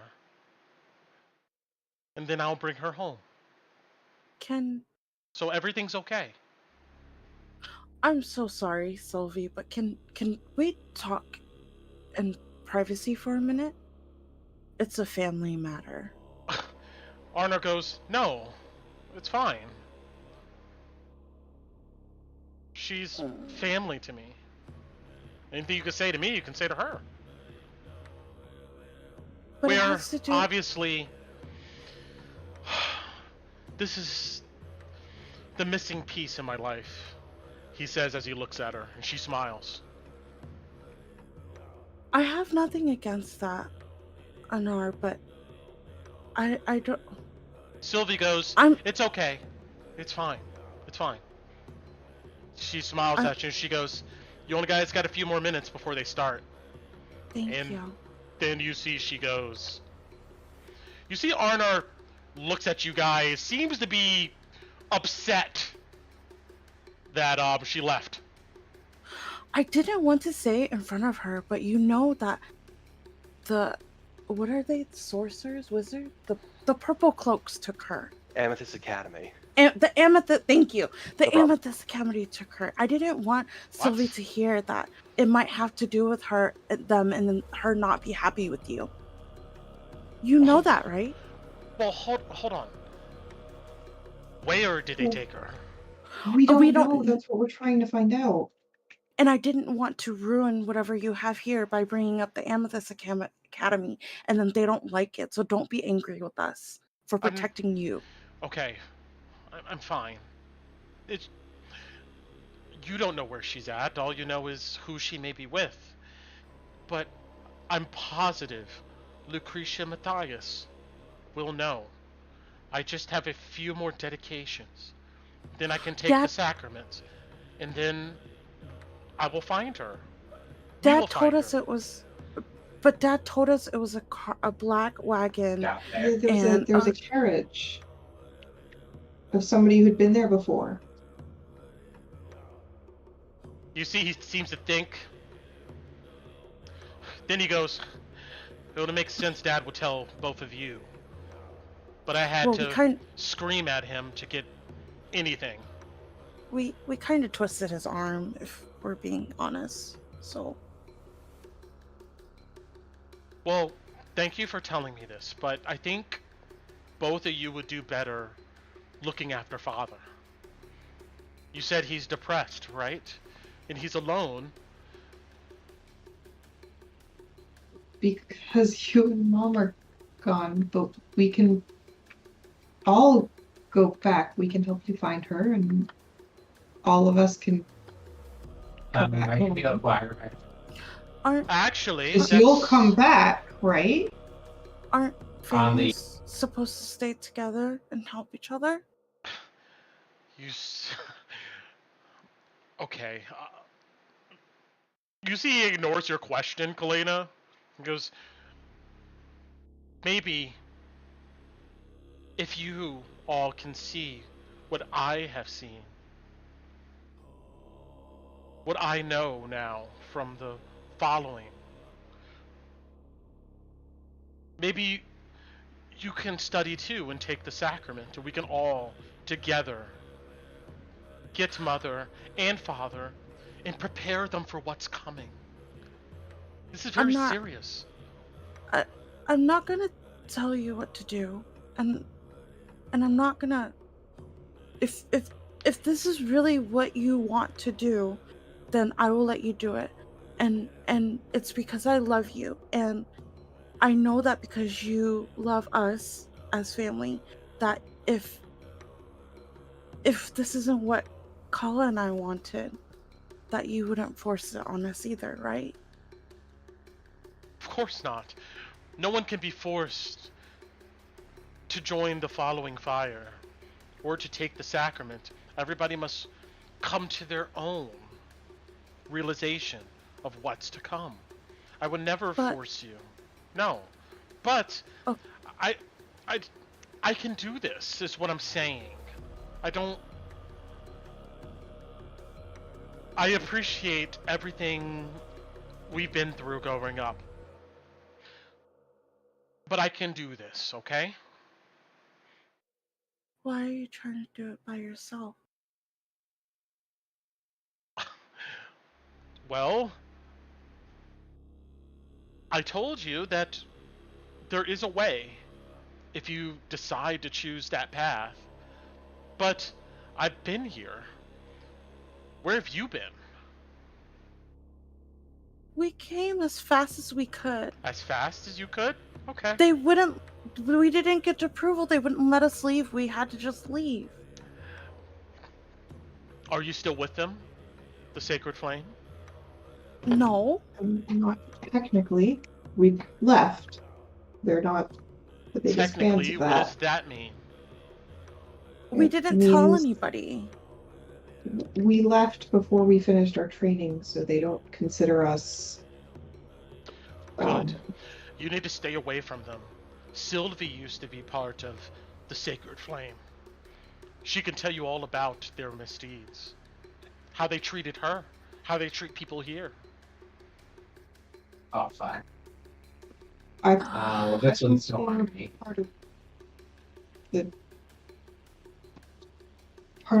the ones they were healing people. I thought they were helping people here.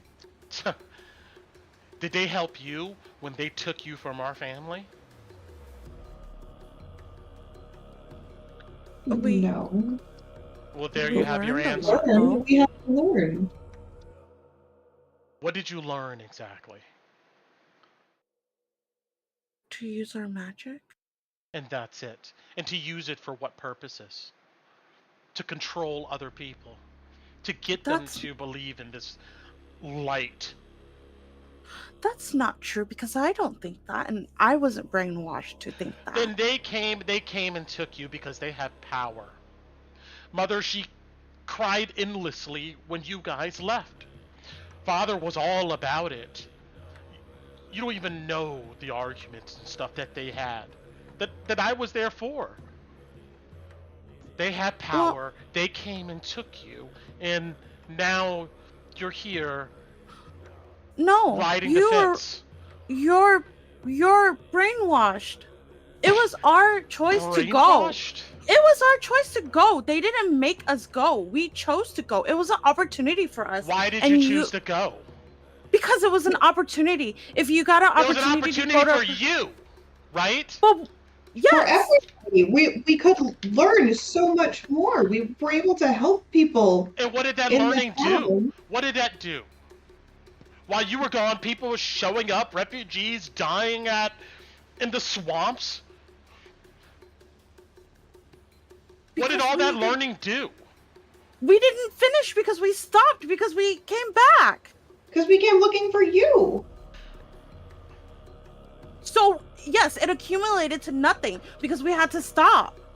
Well, maybe you should have stayed and finished your training then. No. You're not understanding, Anar. We left because the family is more important than our training. We sacrificed our opportunity to come here and look for you and Mom. And I don't know why you're so angry with us or why you're putting all the blame of what happened on us. it wasn't the church's power that took us away. We chose to go because it was an opportunity to learn, to become better, to become a better person. Isn't that why you came here? To be a better person, to learn? You just finished I telling me didn't that. come here to be a better person. I'm fine the way I am. I've came here to find the way. And that's completely different from whatever you guys were doing. Different people have different ways of finding And you the know way. what? What I remember is years. You being gone, nobody being around, father and mother arguing, the town in crisis. That's what I remember, okay?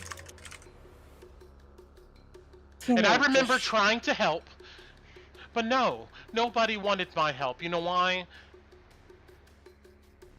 Because you two were the chosen ones with the special rocks. Look, you see that Nathaniel's about to walk up on stage? I don't have time to deal with this right now. All I'm saying is if you really want to help, you would listen to what he has to say. Nathaniel Flint, he's a good man. And you would also read this. You see, he reaches in his bag and he takes out a small book. The Testament. I already have a copy. Well, you should start reading it. Because the Sacred Flame is going to lead us into nothing but darkness and hellscapes on this planet. We don't care about the Sacred Flame. Good. Well, I don't. I Then don't know read if Paula does. the Testament. And then you'll understand what's really at stake, okay? And as far as family and us is concerned, join us then. Join us. Oh! I have to mute. I'm so mad. I have to go scream for a minute. I'm just gonna put hand on Tina and just try and like squeeze her shoulder.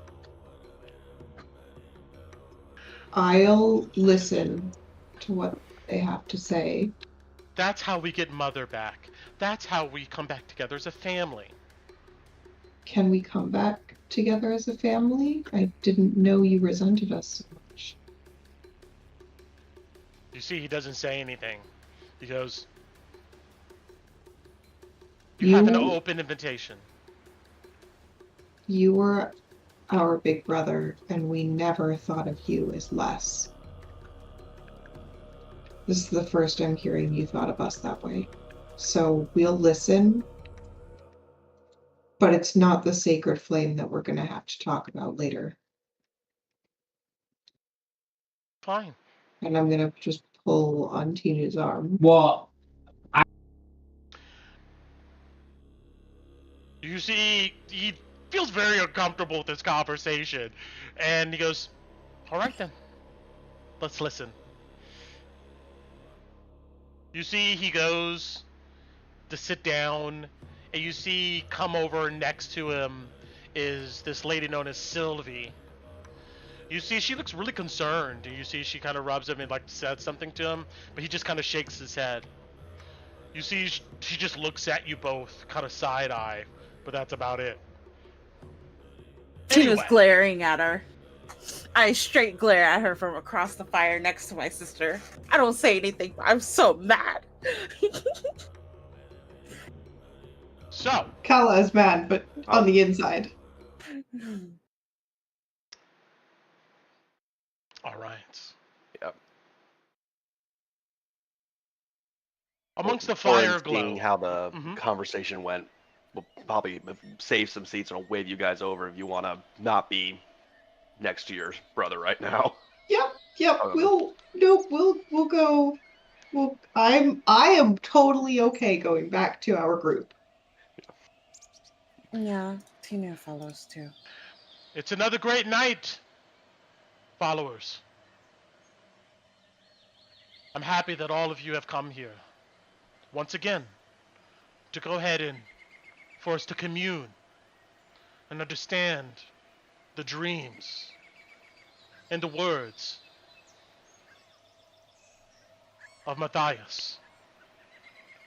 I see some new faces. You see he looks at all of you, kind of with like a welcoming smile. And I hope all of you who are new here take something away from what we talk about here tonight. Your soul depends upon it. What happened in Drakkenheim is awful. But there is hope in that darkness there. It requires us to understand it. To know what it is.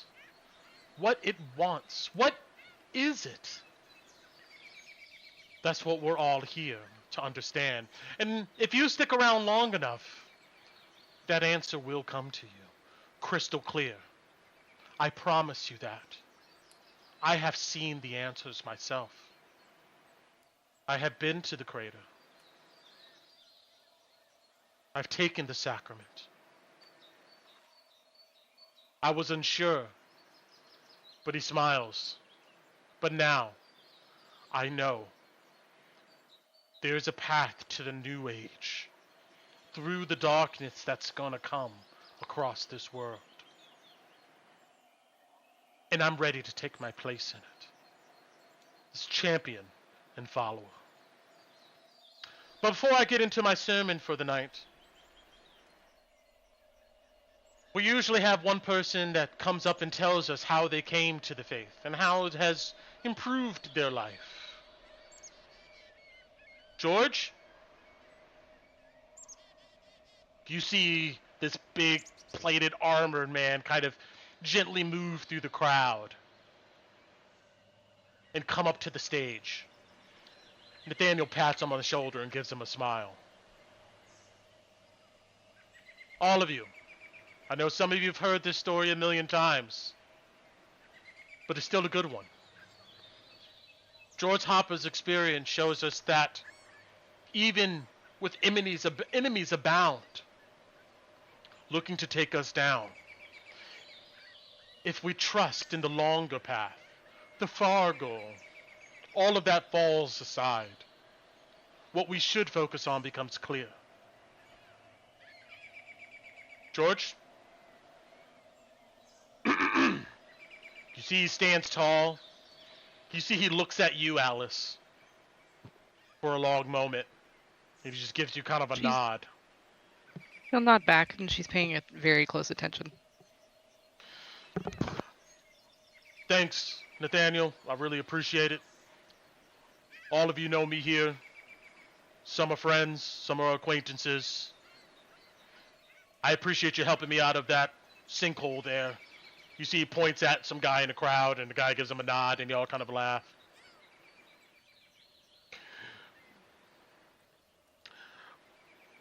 As all of you know, or most of you, I'm from a land far away, Caspia. Ruled by several different houses, as they call themselves. Awash with money and lots of distractions. My job, I was a knight attached to one of the lead families, House Jones. You see some people grumble. It was good work. I've been on many expeditions out into the Eastern Vale. Helped Orion Jones. He actually became a good friend of mine, a best friend. We saved each other's lives many times before, over and over again. Back at home in Caspia, when we weren't out making names for ourselves, I was given duty to, I know it sounds silly, but watch the children. I've always wanted kids myself. Just never had the time to settle down and do such, so all of the Joneses' children, they kind of were like my own.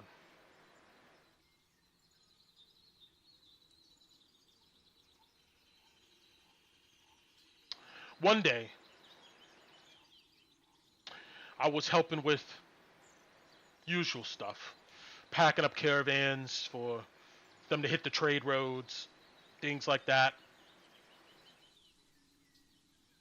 And it was a mistake, you know. I usually don't care. One of the crates dropped. Kind of shattered a bit. And inside that crate changed my life. Vials of blood. Dozens of them. Now, it sounds weird. Sure, but it could be animal blood, right? It could be strange arcane components for the academy, maybe the court mage. But as I cleaned it up, each one was labeled.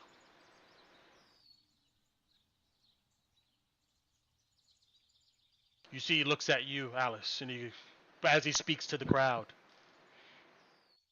All the children's names were on those labels.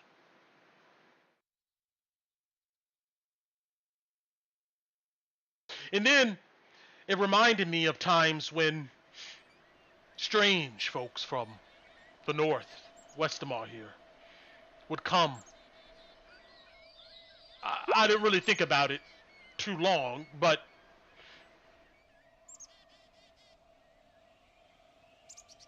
they would draw this blood. And then I connected the dots.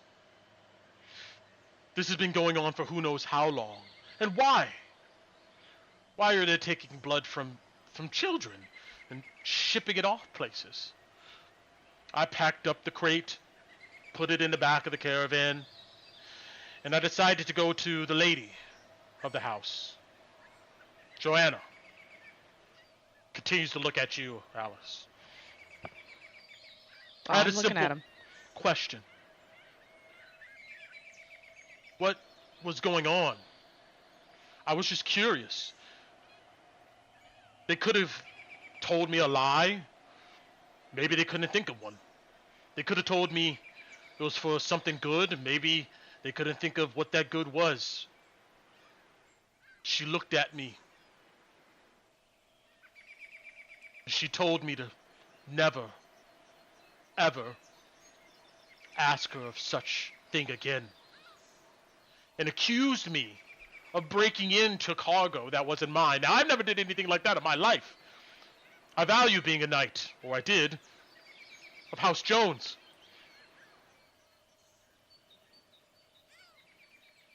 I thought Joanna was a friend to me. I nodded and left.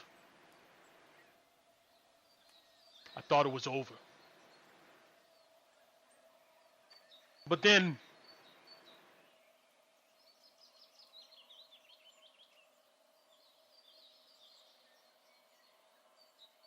Orion came to me.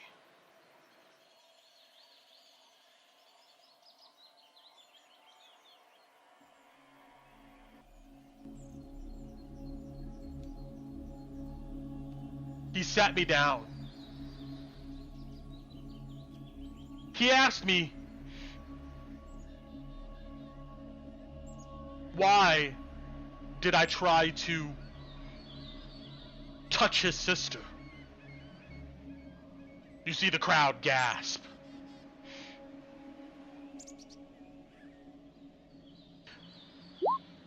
I know she's a married woman. Married to the High King himself. I would never do such a thing. He told me. She said I assaulted her in the back room of the villa. And everyone knows about it, including the High King himself.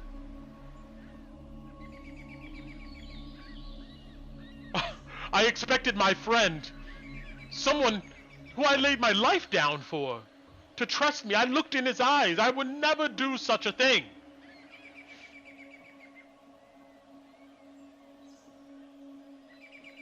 told me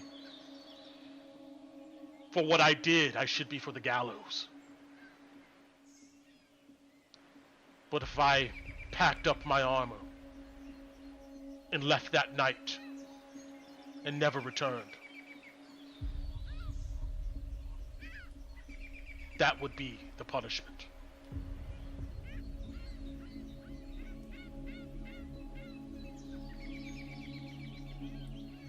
I thought long and hard about it.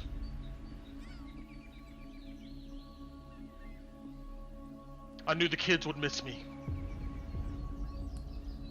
By God, most of the families in Jones, they don't even watch their children. They're too busy drinking wine, parlaying in politics.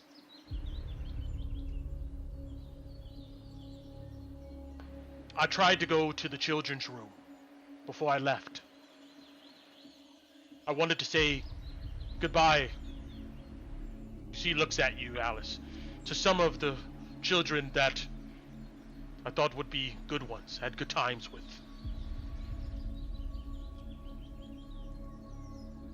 As soon as I came down that hall, she was standing there, looking at me. She didn't even need to say a word.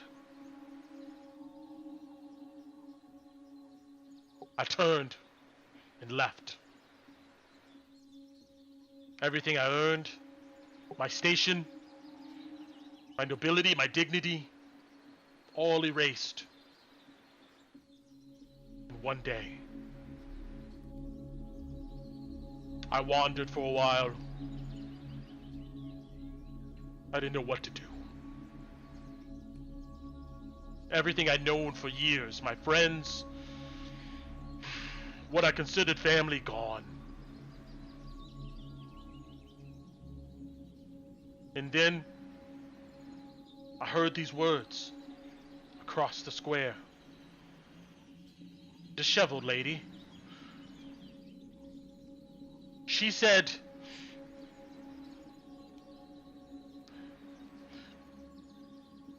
in your moment of deepest darkness,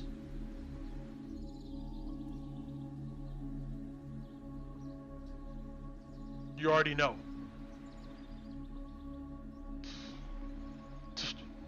To light a fire. Shed your own light. That stuck with me. I kept coming back and listening to more. And then I knew I needed to learn more. I got a copy of the Testament, and it showed me the real world we're living in.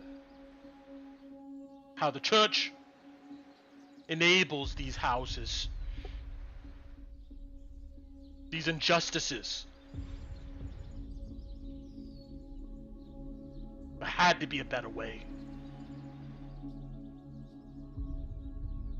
I came then here to Hendrick's farm.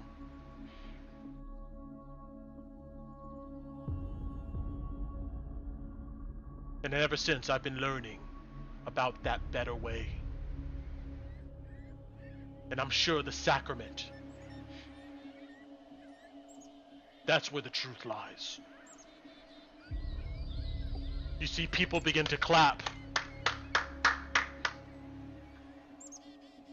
So if all of you have doubts, you feel like you're oppressed, you're in darkness, you're here because somebody made you leave, or you've lost everything, there's a way. If you just focus on that way, and he takes out his small book, you focus in on it, you'll realize that all those people who wronged you, they're just an element of that darkness. You just need to light that fire to keep them at bay. Thank you. You see, he then gets off the stage, people clap, and then Nathaniel gets up. After a minute, he calms everyone down. Thank you, George. Inspiring words.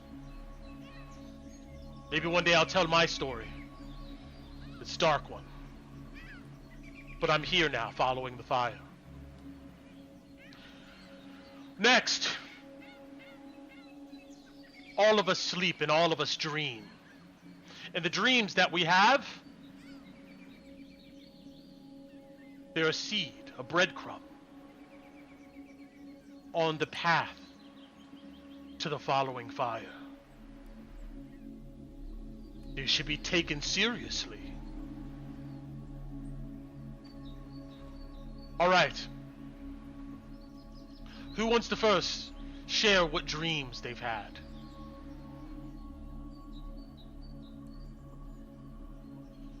And if everybody's quiet, somebody in the crowd raises their hand, and then they begin explaining how when they were younger, they had a brother who like hurt them a lot or teased them.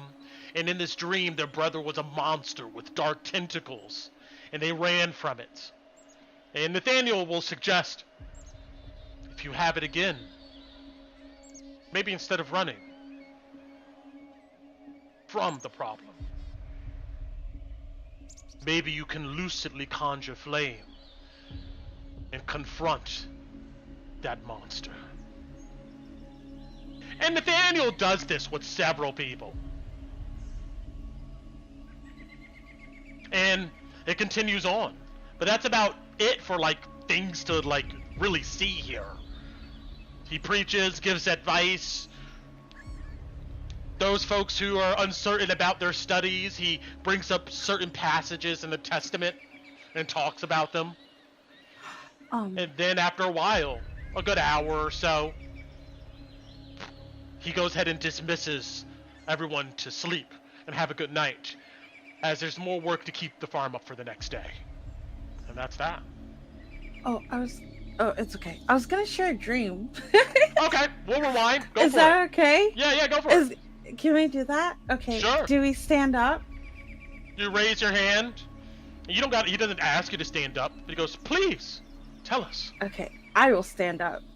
And I will look straight at Anar and I'll say, when I was given a privilege and I decided to take it, and I was taken away from my family, at this new place, I was bullied. My sister was there with me, but I didn't let her know because she's always protecting me, so I couldn't add on to any of the troubles that she was already dealing with. I had a lot of dreams during that time. One of them was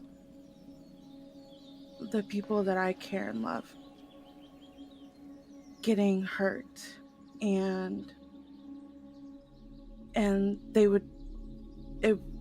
would be him hurting them, and I wasn't able to do anything. So I guess I'm telling this dream because I want to be stronger so that I can help my family too. And the whole time she's looking at Anar, but she's talking to everybody. Nathaniel goes, that is very interesting, newcomer. Like I say to the others, maybe igniting a flame and shedding into that darkness, confronting them, is the way to go. Maybe by that confrontation, you get to the heart of the matter. Next time I see him, I won't turn away and run. Maybe we realize that our families are the ones that have been blocking the way all along. Their love, although sincere, but misguided. Trapped in this world, in the things of this world. They mean well, but they do not know what darkness they allow to fester. And maybe the best thing we can do to help them, to help ourselves, to help our goals with the following fires, to let them go. Present to them the path and hope they find their own way. Thank you. Then, of course, he continues on.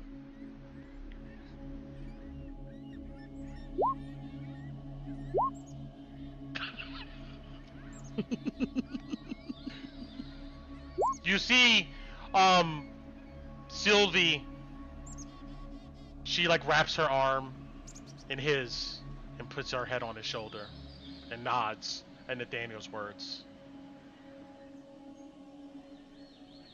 But besides that, Yeah. Once it looks like it's done Yeah. for all of that, it's like, you guys want to do anything else, or should we head out? I just want to go talk to George real quick. Alice will say really quickly and run off towards George. I mean, yeah. Okay. We'll wait here, Eddie. Yeah. yeah, you come over to him. It looks like he's almost waiting for you. He goes, Alice, I'm glad you came back. I'm glad I made it down here. Are you okay? Considering, yes, you seem to be okay. Every time I tell that story, it's like letting go a part of something that's just been festering in me. Throwing it into the fire, he says, gesturing towards the bonfire. And she'll nod and Has Orion bothered you? just the one time that I walked it and saw him, he tried to tell me to stay, and I'm pretty sure he'll come back around. He shakes his head. There's a place for you here, among us. I'm seeing that. You don't have to worry about all of that garbage down south. Yeah. I know you said you threw away everything that happened into the fire, and sorry if it's disrespectful of me asking, but where was that cart heading? I don't know, Alice. I didn't get that. But I did see your name on one of those vials. Oh, I'm sure. I'm very sure. And what's worse, maybe you're too young to remember, but this has been going on since you were but a babe.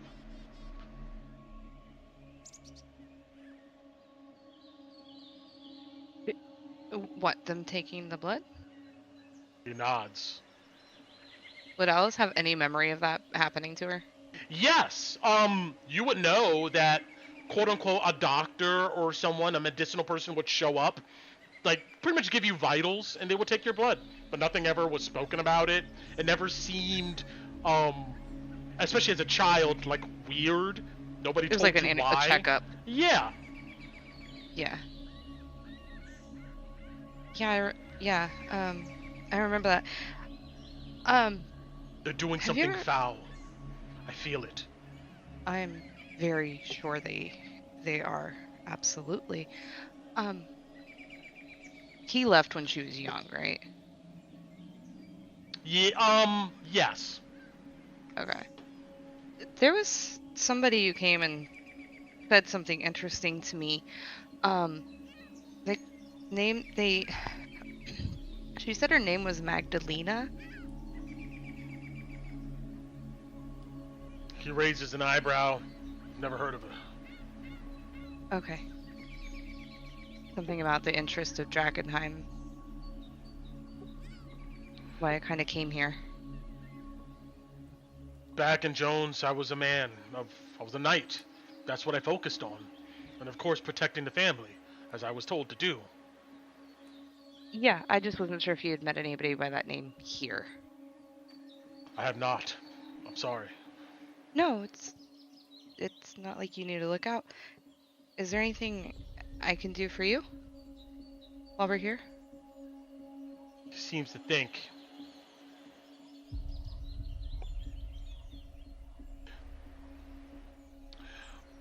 I remember.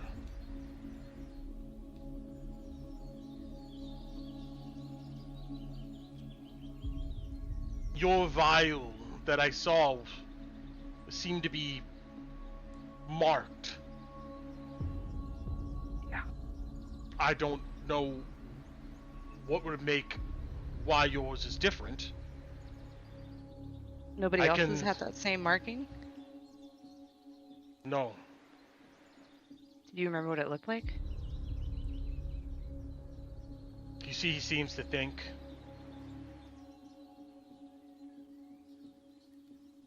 Letter F. Could be simply as late, but none of the other female children had that marked. No, just yours. F. What would F? Yeah. What you can do for me is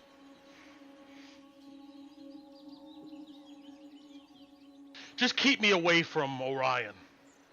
I'm afraid what I might won't do tell to him. I have absolutely no interest in telling him anything. And she'll point over to the party. They were there and they all backed me up with him. I think the only reason I got away was because they had my back. And do you remember Clara? Yes. She'll point at Louis. That's her brother. Huh. He helped get me out here. Interesting. But if anybody's asking You about know, either one of us, not gonna say anything, right? no, she was always there doing the packaging of like the caravans and stuff. She didn't move anything, but I remember her always being there.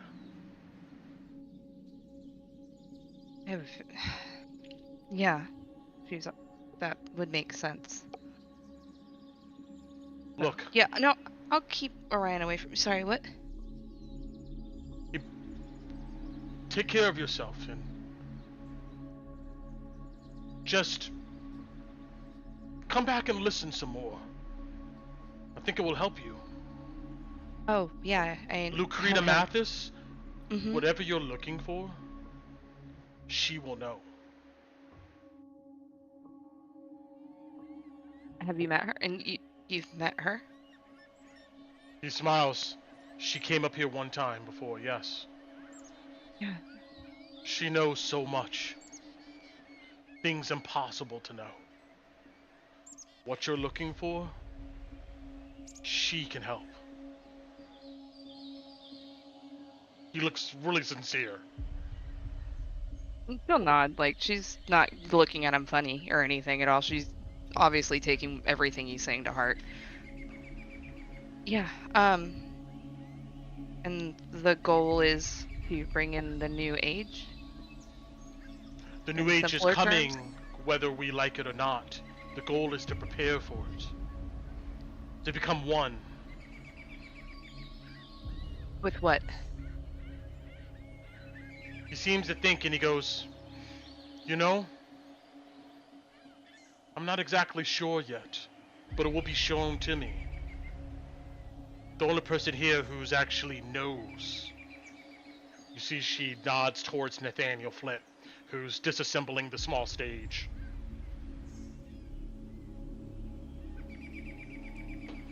It just...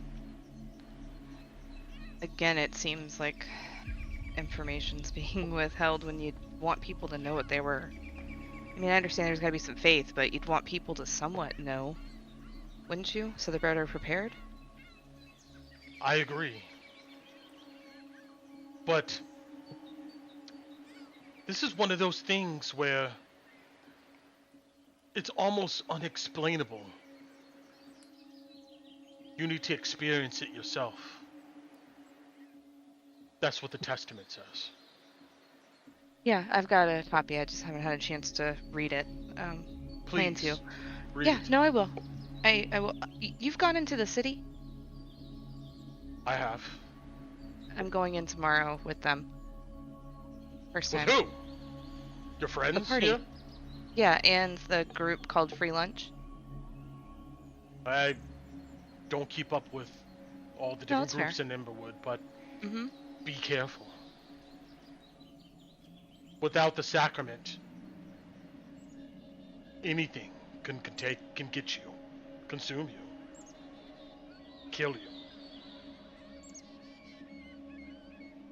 Yeah, I've heard that a lot. All right. Well, I'm glad to see you. And she'll give him a big old hug. He gives you a warm embrace. I'm sorry I couldn't say goodbye.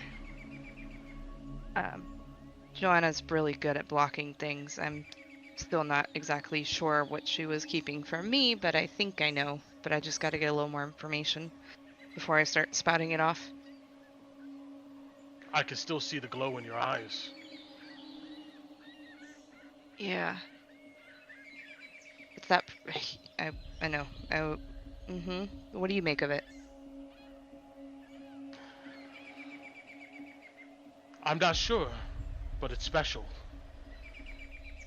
And they do say in the Testament, a new age of heroes will arise to sort out the chaos and darkness that's coming.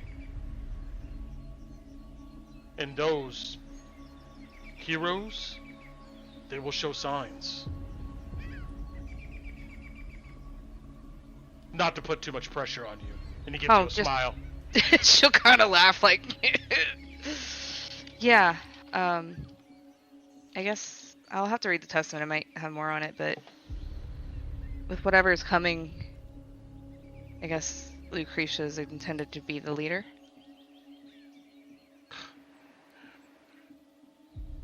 This world that's coming chose her.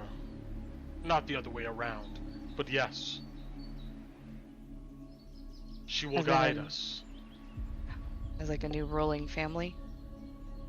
No. Nothing like now. It'll be a world where we're finally free.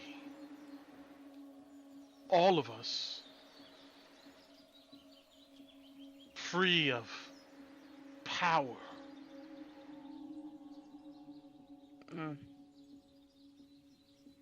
Then I don't know if she could help me with what I want.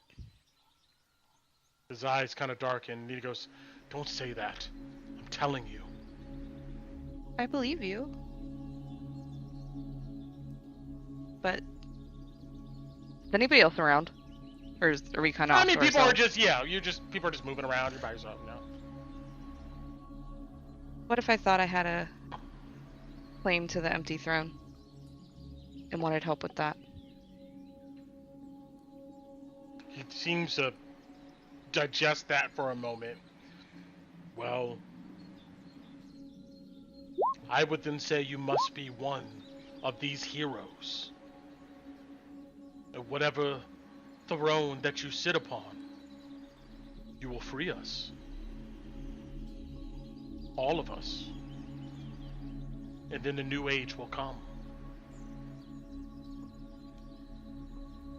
Maybe you won't be a leader, but a steward of the falling fire, channeling it, just like Lucretia Matthias.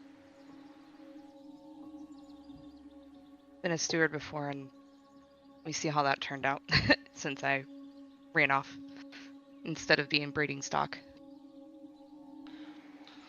Don't count yourself out. I'm sure we'll be back. I don't want to keep you from You know what what? you need to do. I'm sure you will too. Whether you like to or not.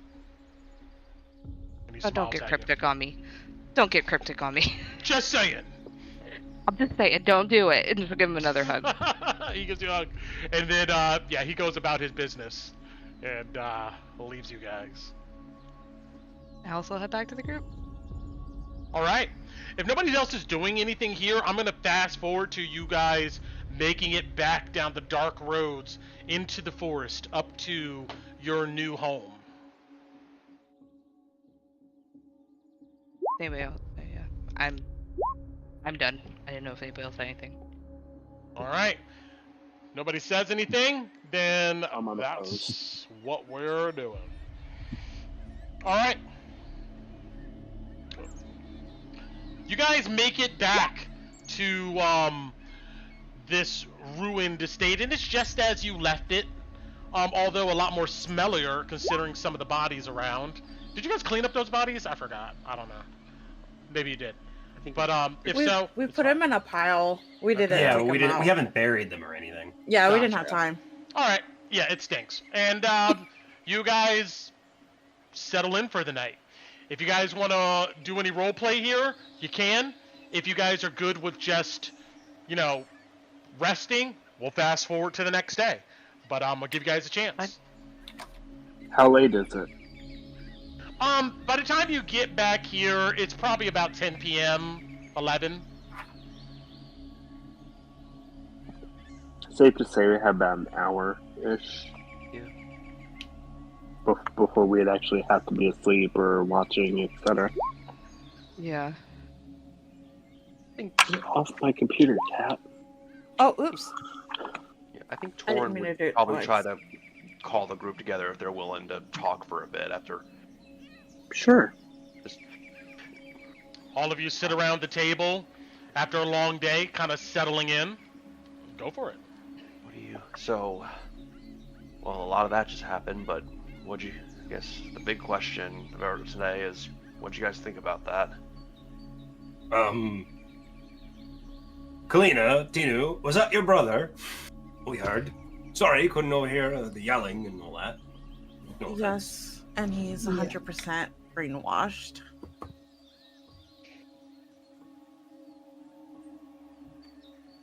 Well, glad somebody else said it. They were all kind of crazy, burning things.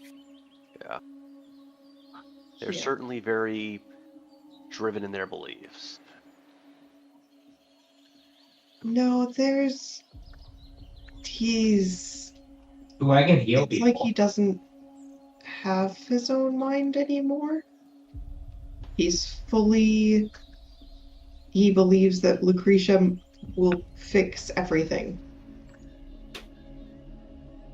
George was saying the same thing too, but I think he still has his mind. Maybe it's just me. It doesn't. I think it seems like, well, if they want to believe that, yeah, but I didn't hear a whole lot of fixing problems in those speeches. Yeah, what they do is they take people, they find their insecurities, they feed and leech on their insecurities and try to bend the words until they fucking believe that lady will fix everything for them. And you And see what Tinu faction- kind of throw What something faction on the isn't floor. doing that? The Sacred Flame does the same thing. And a lot of people have goodwill and bad. I'm more worried about what we learned with what was her name around? Old Zaya? Old Zoya. Aye. Oh, Soya. I think Right. He was talking about fighting the dreams. that actually caught my mind. Apparently, apparently her whole thing is she's seeing things through dreams and knows things through dreams. You think There's maybe no way she's that's not connected. Yeah. Right. Would that mean that the Order of the Falling Fire is affiliated with the Old Gods? Maybe they don't realize they are? Maybe they're being used by those Makir nonsense, just like the Sacred Flame is. Or maybe I'm Didn't- talking out my ass. Didn't she say that something was taking things over? What if the Lucretia lady's getting taken over?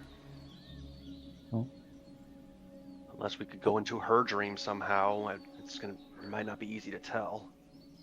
Well, prophetic dreams have been a thing in religions for centuries. We've got their holy book, so we can see what words she put to paper.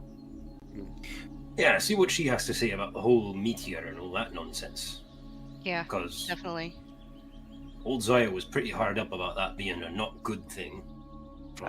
I think after seeing that dream and seeing what happened at the camp on the way here, I think we can all agree that's not a good thing.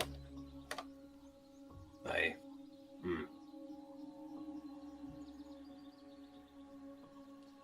Well, I'm excited to make coin tomorrow. That'll be fun, eh? Let me just ask this. Kalina, Tinu, Alice, are you guys okay after that?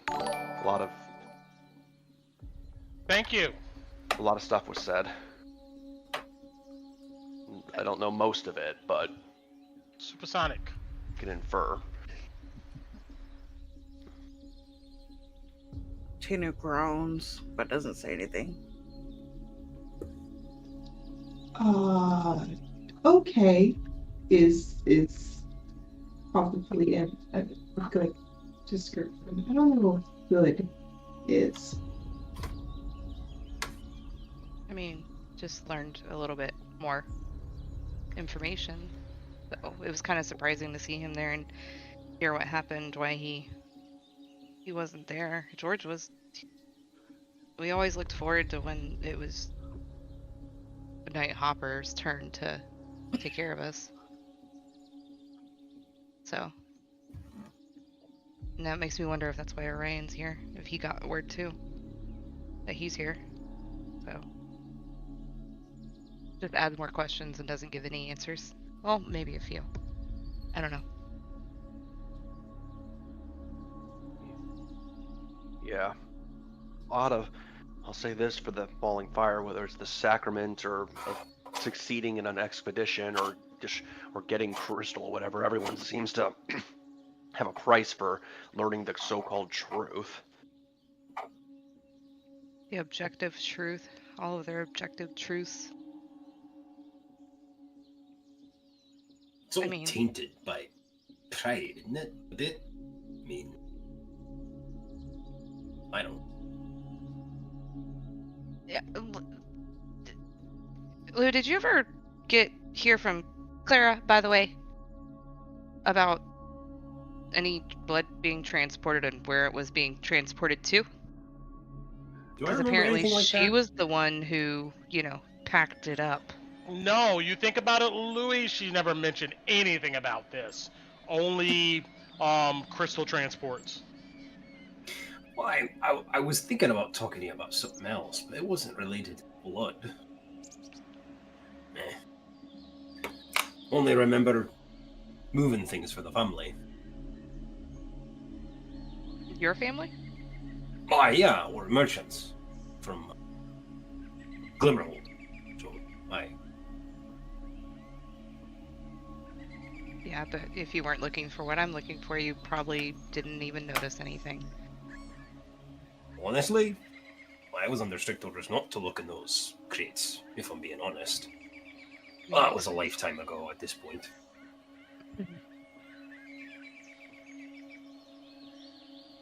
Oh, well, while we're all having a powwow, do we want to talk about what happened at the bar, by the way, Louis?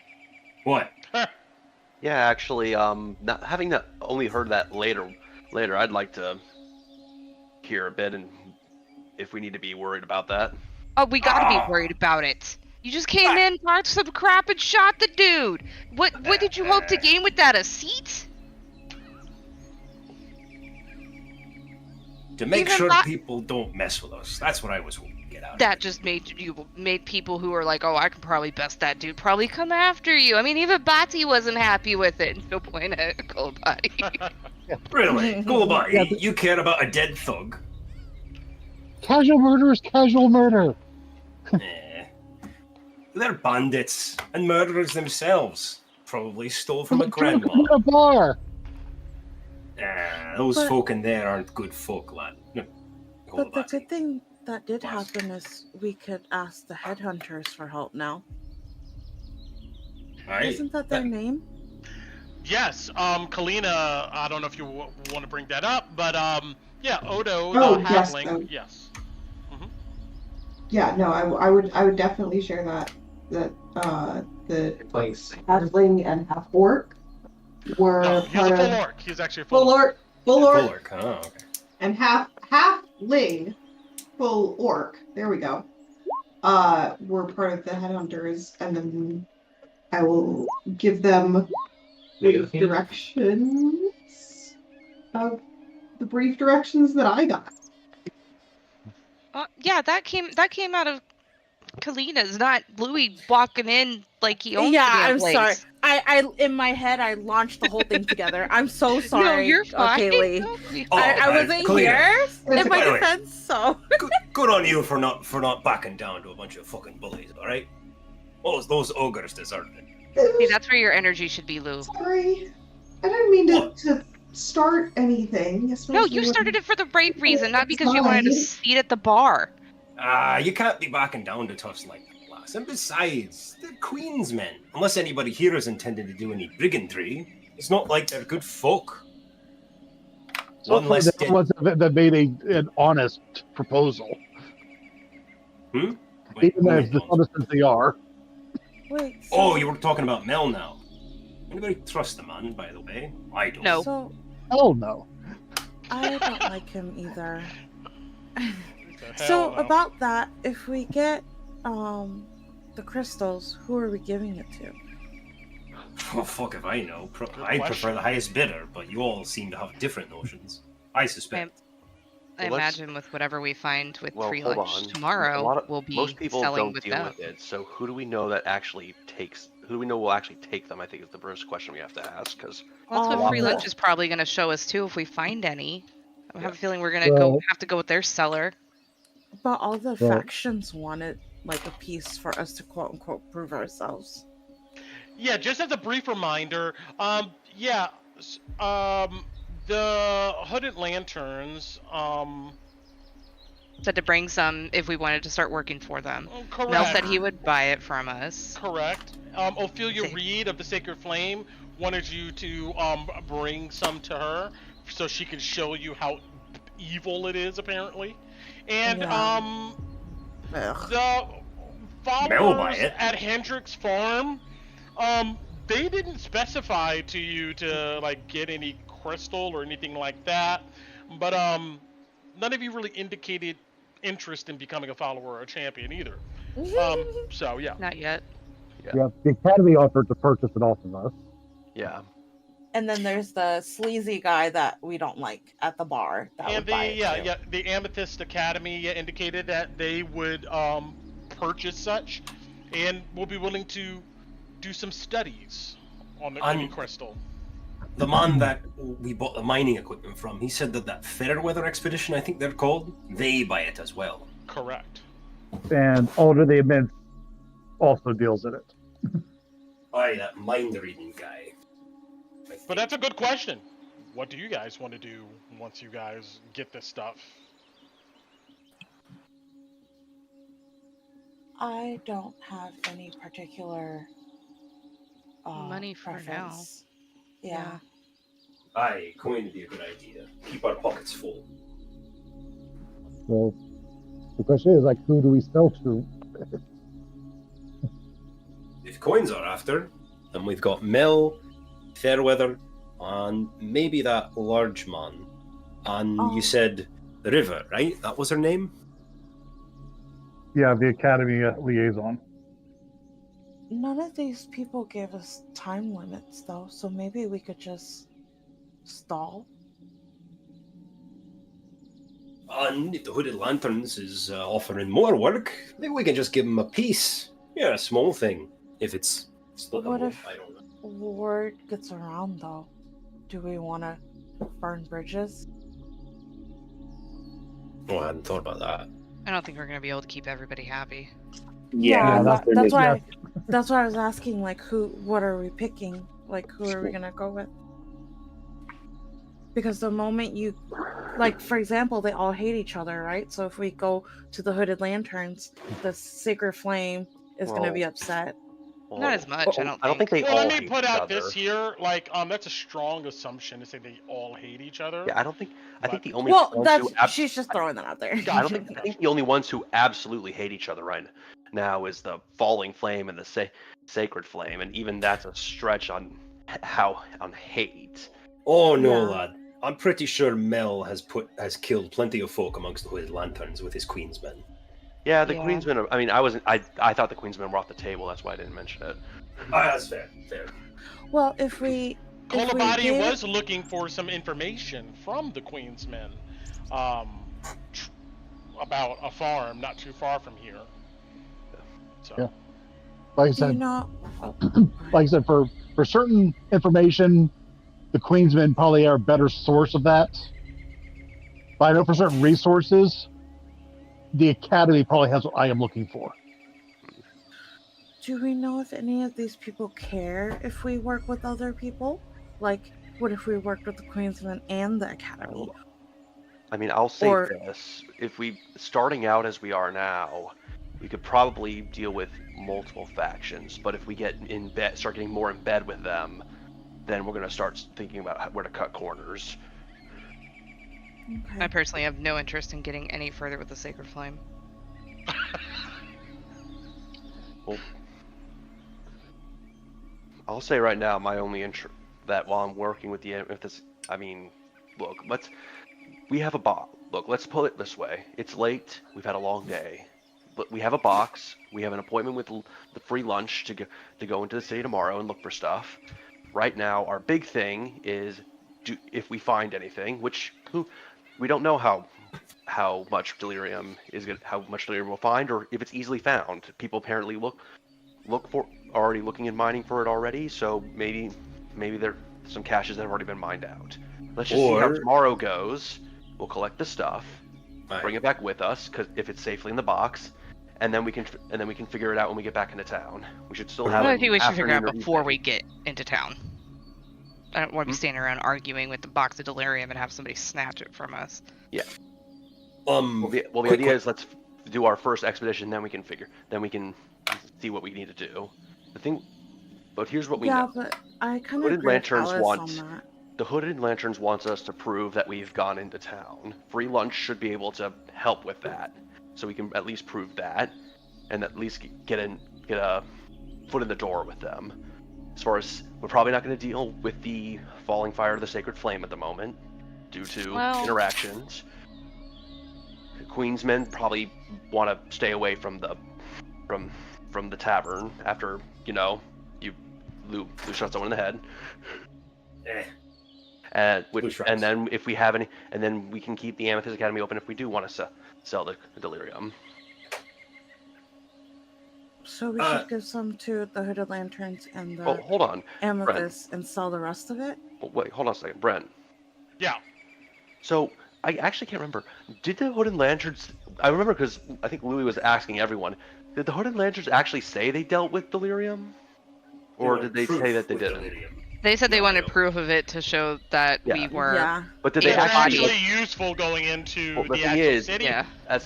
Proof, yes, but do they actually buy it or They buy never it? confirmed or anything that they But- buy, sell, or anything like that. We know they want a piece though, so we'll just give them a piece. So far, it looks like the only groups that really showed at least initial motivations is the Sacred Flame, and maybe the Falling Fire. But as far, just keep in mind, what these other factions are doing or what they want, they haven't really gave you any of that information.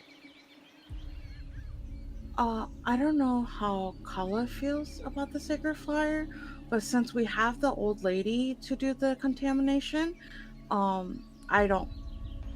think Tinu doesn't care if we don't work with the Sacred Flame. But I don't know how Kala feels about that. Because the only thing that I was worried about was the contamination. Kala is very conflicted with a lot of things right now, so she's not really sure. Fair.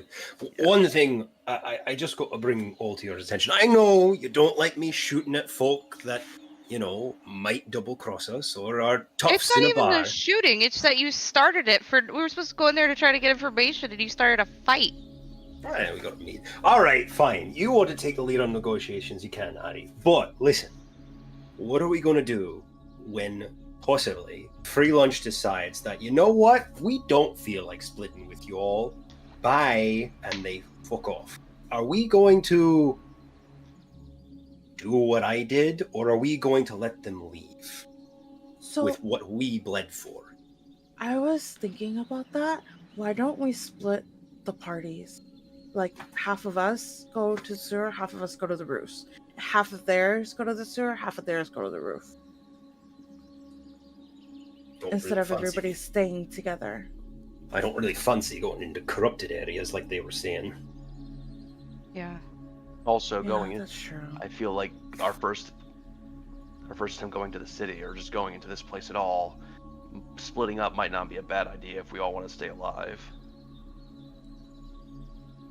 I like the thought to make sure they're honest, but I trust you all at my back long before I trust any of them. Yeah, that's true.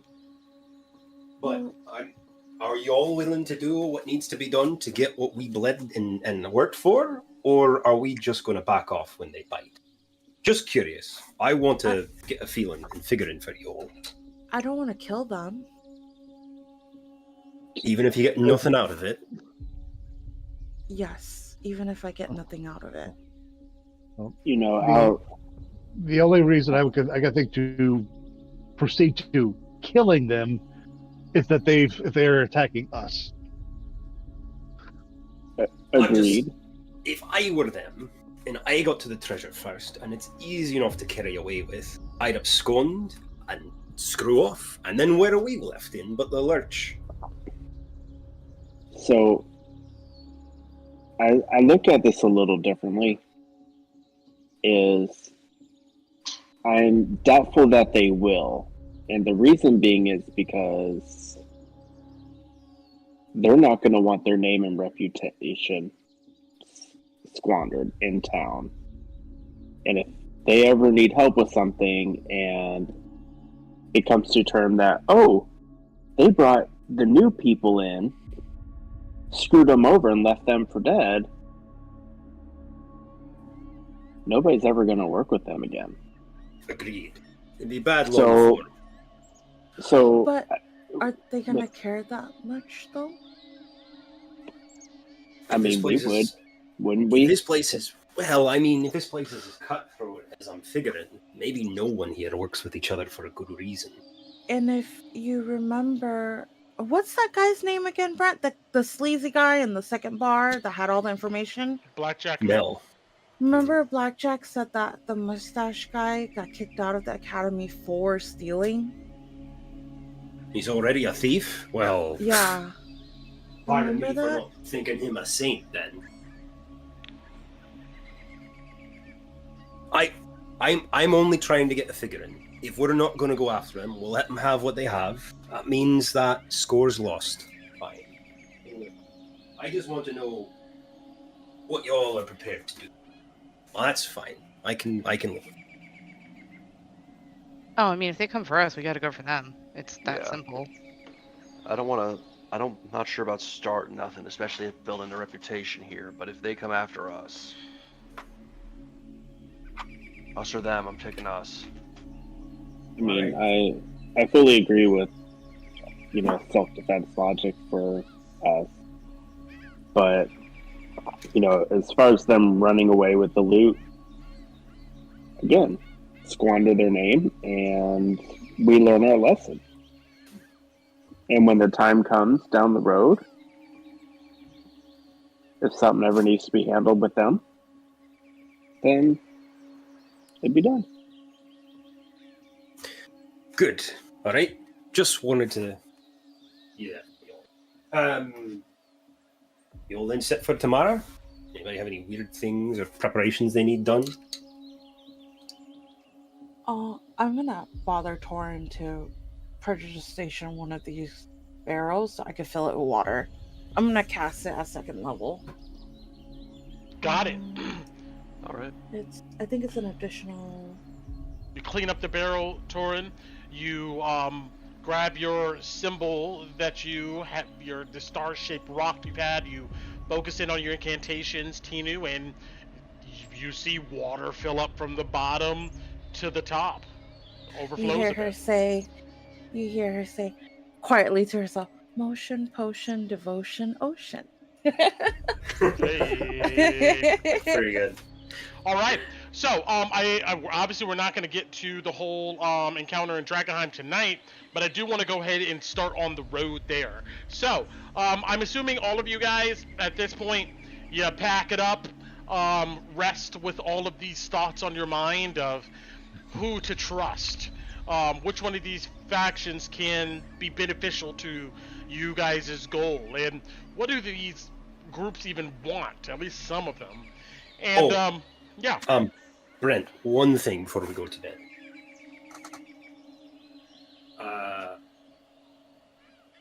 Alice, Lou asks you to hold up after everyone breaks up, talks to you for a bit. Okay. Yeah. Addy. Mm-hmm. So I was thinking about that whole caravan thing, and it made me realize maybe something else, and I want your figuring on it because I'm not as wild as my sister is. Maybe you got a bit of her panache for this kind of way. So I actually know who Nimbra is. I think I'm pretty damn sure. Her face I recognized on the poster. I actually met her before. When I did, my sister, Clara, she was pretty damn adamant about going against delirium training, which Nimbra was pretty integral to. Met her, and pretty damn sure I met that elf man we saw in the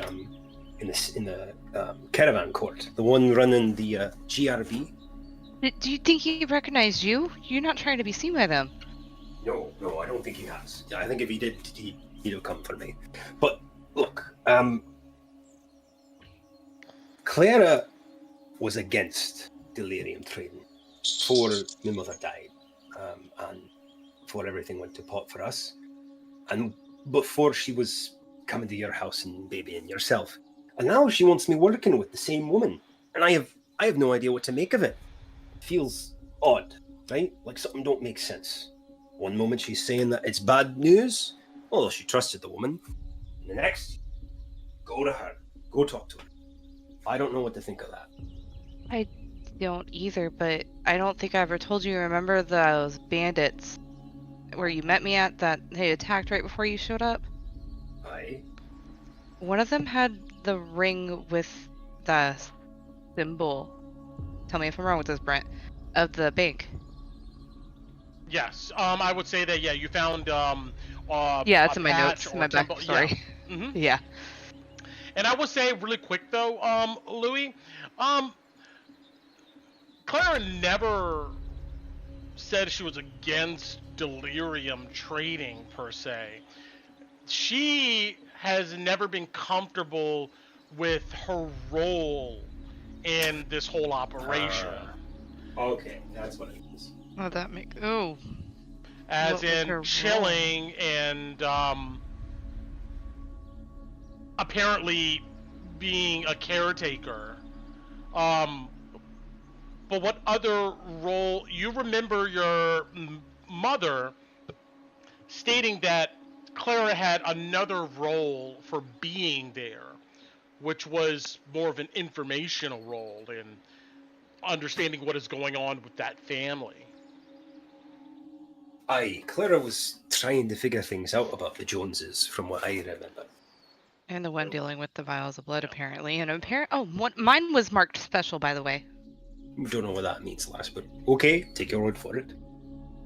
I think it has anything to do with your thing. But that's keep that in mind. That Claire never objected to the whole idea of delirium trading. She just didn't like her role in the whole operation. Okay. Yeah. I thought she was more like during that flashback. She was more like, I don't know about this, but okay. That And makes she sense. seemed to not be comfortable with her mother your mom leading this whole operation to begin with, too. So. Right. Okay. So what do we do? Well, So what are we doing about Nimber then? I don't. I guess we still have to meet the woman. True. Yeah. What will happen upon her? And as a reminder, so far the only indication you've got is that she may be down in Buckle Down Row. Yeah. So I guess we do have to deal with Mel to get down there. Which I hate saying. But, All right. So, you guys all turn in for the night. Obviously, long rest has happened, and nobody really spent anything. It's been more of a role play, but yeah, you get everything back if you did spend something. And we got a 4 on the nice here. I think that's a quiet day. Where's that? Very Where's that? information. Or is that something else? Let me double check. No, I think that's the one I probably did not want for today. So let me see. Yeah, what? Yep, it's her again. Okay. Nothing happens this night, though.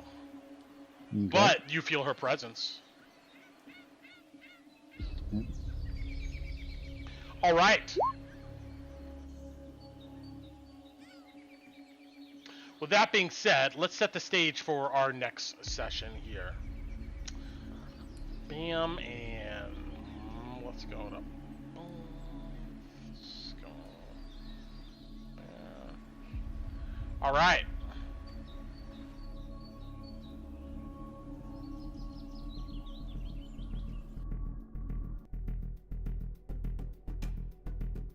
All of you, bright and early, pack up your stuff.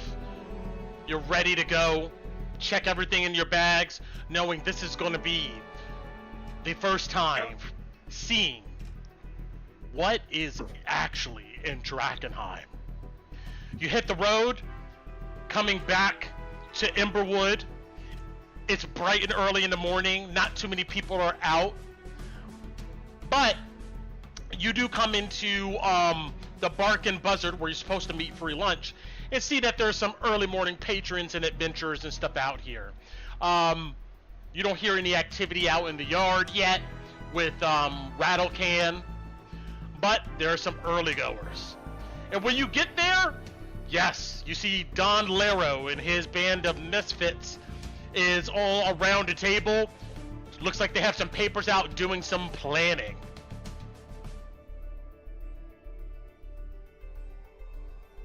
You guys approach, That we do.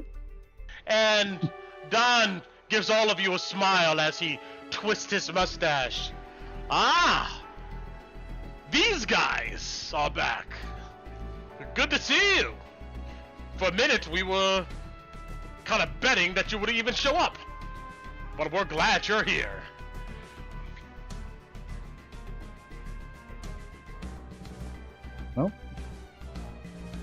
Oh, yeah, here we are. Aye. You ready then? Are you ready? Ready as we'll ever be. All right. Let's do our last prep outside. You see they pack up their stuff, and you see that they're all ready to go. It looks like they've cleaned up a bit.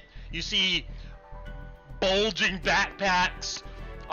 You see that they have all their weapons, and you note that there is definitely a serious more demeanor among all of these individuals.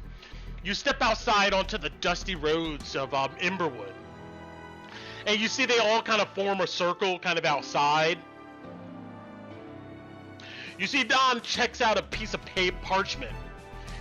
He goes, medical kits, healing power of the sacred flame, You hear, I'm sorry, of the falling fire, he says. You hear Laucian Froth, the cloaked guy in gray. He goes, check. And let me do this here.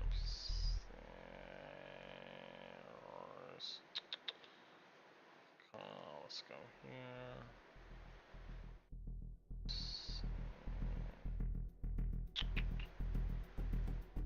Here we go. All right. I just want to go ahead and put these guys on a board real quick. Give you a reminder of who we're dealing with. Bam and bam. And at least for the stream, bam. And Laucian Froth here. This is the guy that says check. And bada boom. Here we go. All right. I'm gonna put that up here. Don goes, are we rationed up? Looking at his piece of paper. Everybody goes, check. Watered up? Don goes, everybody goes, check. Don goes, ropes, mining kits, hooks, torches, bag of holding. You see the party looks around and they all belt out check as Don begins to rattle off more items. Each of them are checking their gear. You notice, like I said, the demeanor of the party's pretty serious. They seem to take this expedition into Drakkenheim maybe beyond serious.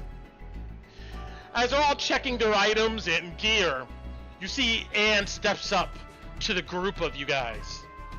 She goes, some extra rules since you haven't been before. 1, avoid others at all costs.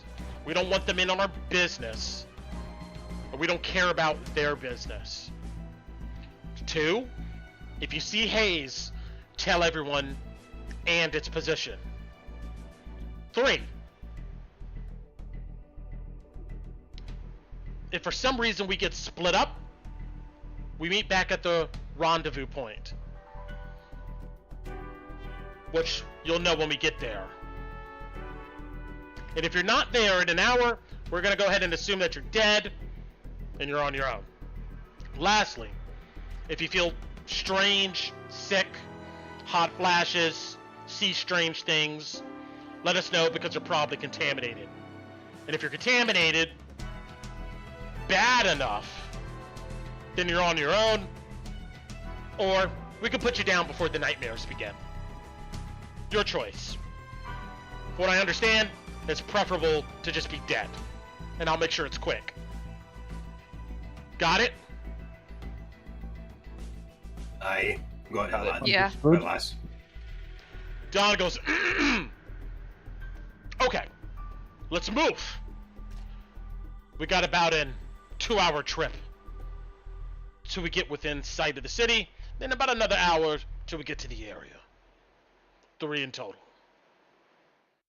Anything you guys want to say or talk about before we hit the road? Brett, as we're going, you remember when we raided where we're staying, I found a compass? Can I see when we're moving if my compass is actually working accurately? You check and, Romancer, well, I'll give it to you. You look long enough and the compass seems to be functional, yes. Here at Ember, Okay, 100%. perfect. Mm-hmm. Okay. Just so we go over it, your signal for us to make war upon the bad rats is what exactly again? You should be up on the rooftops. You'll either hear the rats screaming for their lives, or you're going to hear a whole bunch of machinery as the water rushes out into the drain when we hit some levers. Either one of those, come on in. It's time to go. Right. Okay. Sounds like a plan. All right. Right. You see he gives you guys a wide smile. Let's go to Drakkenheim. Huh? And that's what we'll go ahead and end tonight's session. I think we want to go ahead and start off our next session setting the scene for Drakkenheim and then getting into that adventure. So that is it. Woo! Woohoo! Woohoo! Yes. Finally going to the city. Oh man. Yay. We got 2 check marks. Correct. You are Yeah. one away from that level. And this is going to go ahead and do it. So, good job, guys. I'm going to go ahead and cut the stream so we can talk in private. Share Bye, secrets. stream. But anyway, All right. see y'all later. Adios. Good night, Later. stream. Toodles.